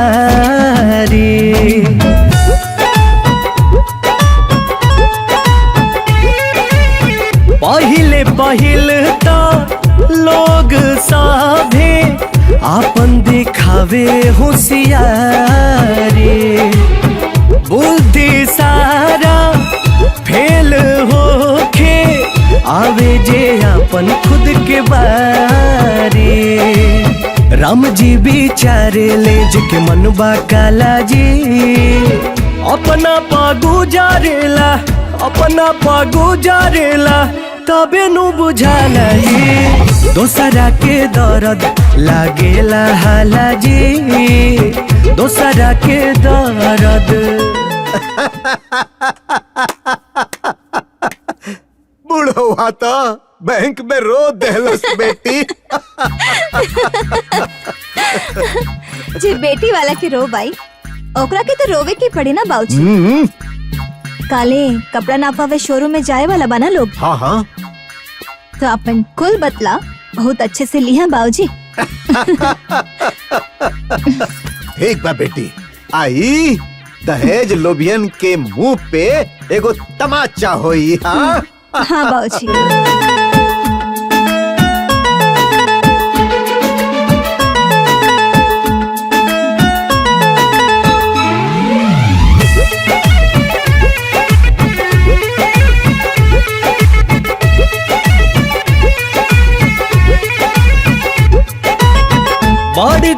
बड़का लोग के पगाड़ी मिनटों में ही गिरेला अरे बड़का लोग के पगाड़ी मिनटों में ही गिरेला सारा है कहड़ी निकलेला हो बाप के बाप जब निकलेला दूसरा के ढहबा तो निकले दीवाला जी अपना पगु जारेला तबे नु बुझाला जी दूसरा के दर्द लागेला हाला जी दूसरा के दर्द ए बेटी हाँ? जब अपना पे गुजरेला ना तब पता चलेला कि तकलीफ का होला सब एक हमारा के बर्बाद करके घर छोड़ के चल गए पता ना कहां से ओकरा के हमनी के बराबरी के बोझ चढ़ गइल बा वो कहल जाला ना लाभ हानि जीवन मरण जस सब जस विधि होय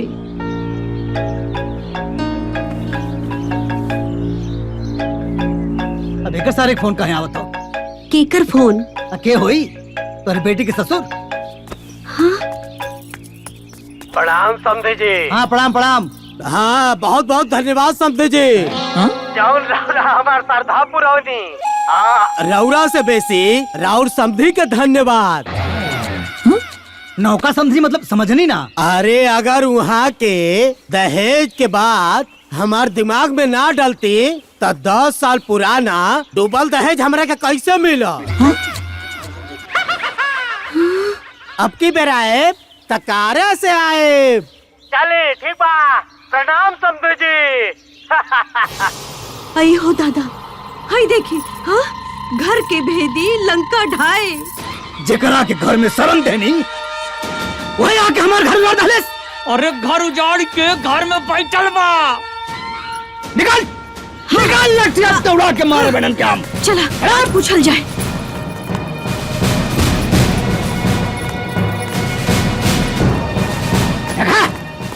पैसा नहीं बैठ के हुआ था। खराम एहसान फरामोश तोहनी के अपने घर में रख के हम एहसान कहनी और तोहनी हमारे घर में राजनीति करना लोग हैं। ए समधी जी ये क्या कहत है नहीं? चुप सारे बेईमान चालबाज धूर्त इंसान। हमनी सन के हित के भड़का के सब लुटा दे ले। हमनी के सब पता चल गई बा। रुक अब भाई तू के बता रुक। हमारे हित बन के हमारे घर में रह के हमारे घर उजाड़ता रहे। निकल निकल आज यहाँ से निकल के निकाल के छोड़। निकल बाबूजी बाबूजी अरे समधी जी ई रुआ बाबूजी ए समधी जी क्या करता रही? अरे रुकी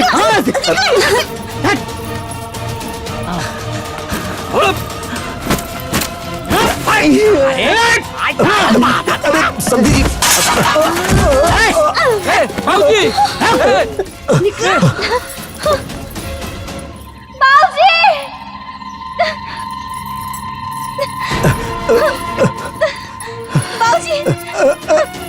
बाबूजी ये का करता नहीं रहा लोग हमरा बाबूजी के साथे? क्या करता नहीं?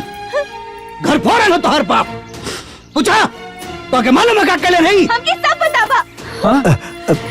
यहाँ के जान कुछ भी कही नहीं हमरा कहला पे कही नहीं रोटी बाबूजी। हे भगवान ते कैसे पतो बाड़ी? दुल्हन तोहरा के लक्ष्मी बना के हम अपना घर में ले आनी हा। लक्ष्मी हो कुलच्छनी। ये सब हम ऐसे कही नहीं कि रोज सब लोगों के पता चले के चाहिए कि हमारे बाबूजी कितना तड़प के साथ है। रोज सब लोगों के एक एक डिमांड के पूरा कैले।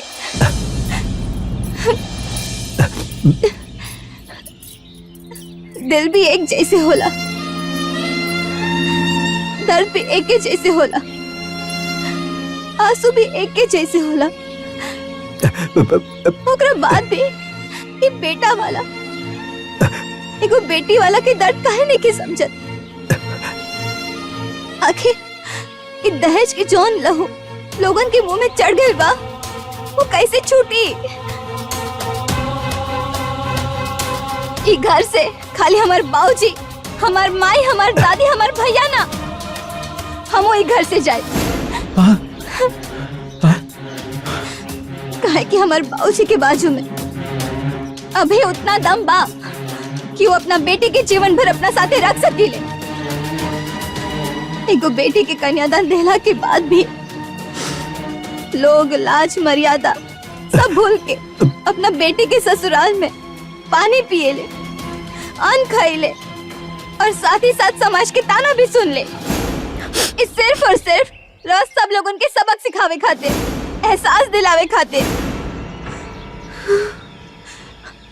बाकी अब हम ऐसा ना रहा, हमने के जाता नहीं सर। चलिए बाबूजी।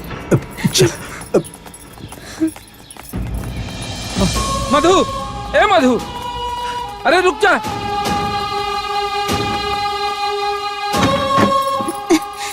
आई दादी। अरे ए मधु, ई क्या करत है? बात समझे के तो कोशिश करा।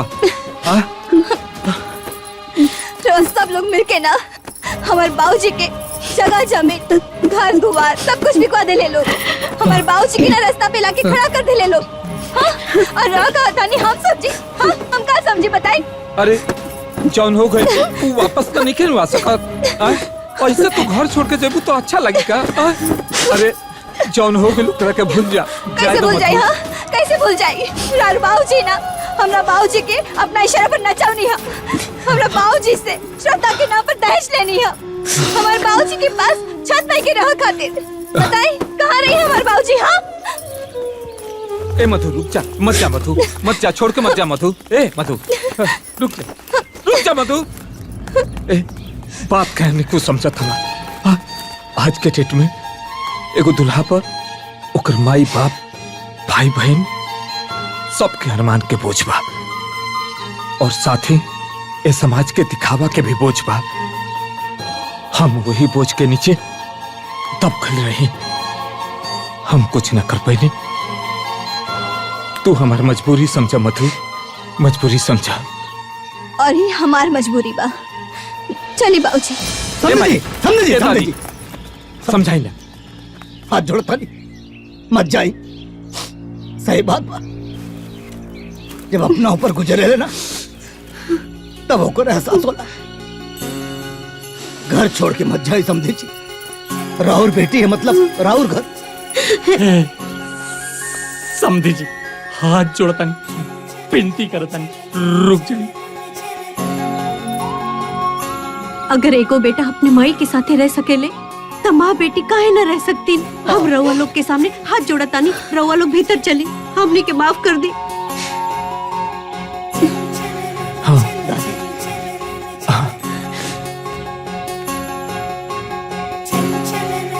दादी, रहुआ तो हमारे माई की उम्र के बानी। रहुआ सब यहाँ से चल जाए तो हम पाप का प्रायश्चित कैसे करब? घर छोड़ के मत जाए लोग। ए समधी जी, एक तो पहले ही हम अपना बेटी के घर के अन्न खा के गलती कर देले बने, अब फिर वही गलती मत कराई। समझे जी को बात बताई, सारा नियम कानून खाली बेटी खातिर काहे होला, बेटा खातिर काहे ना। हम आज इस समाज के जितना नियम कानून रहे सबके विरोध करता नहीं, और रहुआ से हाथ जोड़ के अनुरोध करता नहीं, घर छोड़ के मत जाए। बात तो सही कहा तनी, सब नियम हम बेटी वाले के खातिर काहे, हमनी के राउर के अनुरोध मंजूर बा।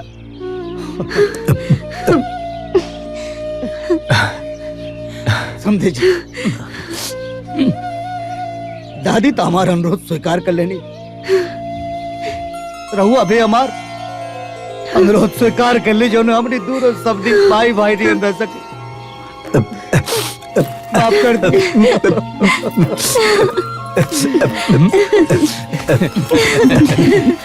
दादू जी, अब तो रुकही के बा, सब कुछ खाना पीना हो जाए, बहुत तेज भूख लागल बा। भूख लागल हो? ए विवेक जी पापा जी। तनी खांचा उठाओ और हंसिया, जाके खेत से एक खांचा बरसिंग काट के लाओ, उनके दबा के खिलाओ।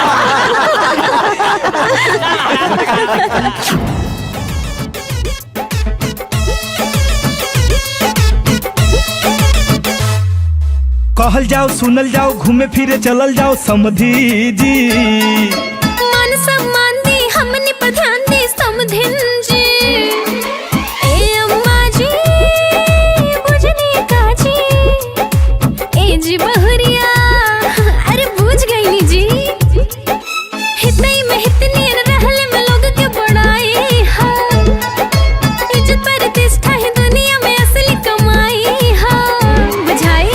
जवन होता ओकरा पर विचार करीना, जवन होता ओकरा पर विचार करीना। ए समधी जी हमार बेड़ा पार करीना। ए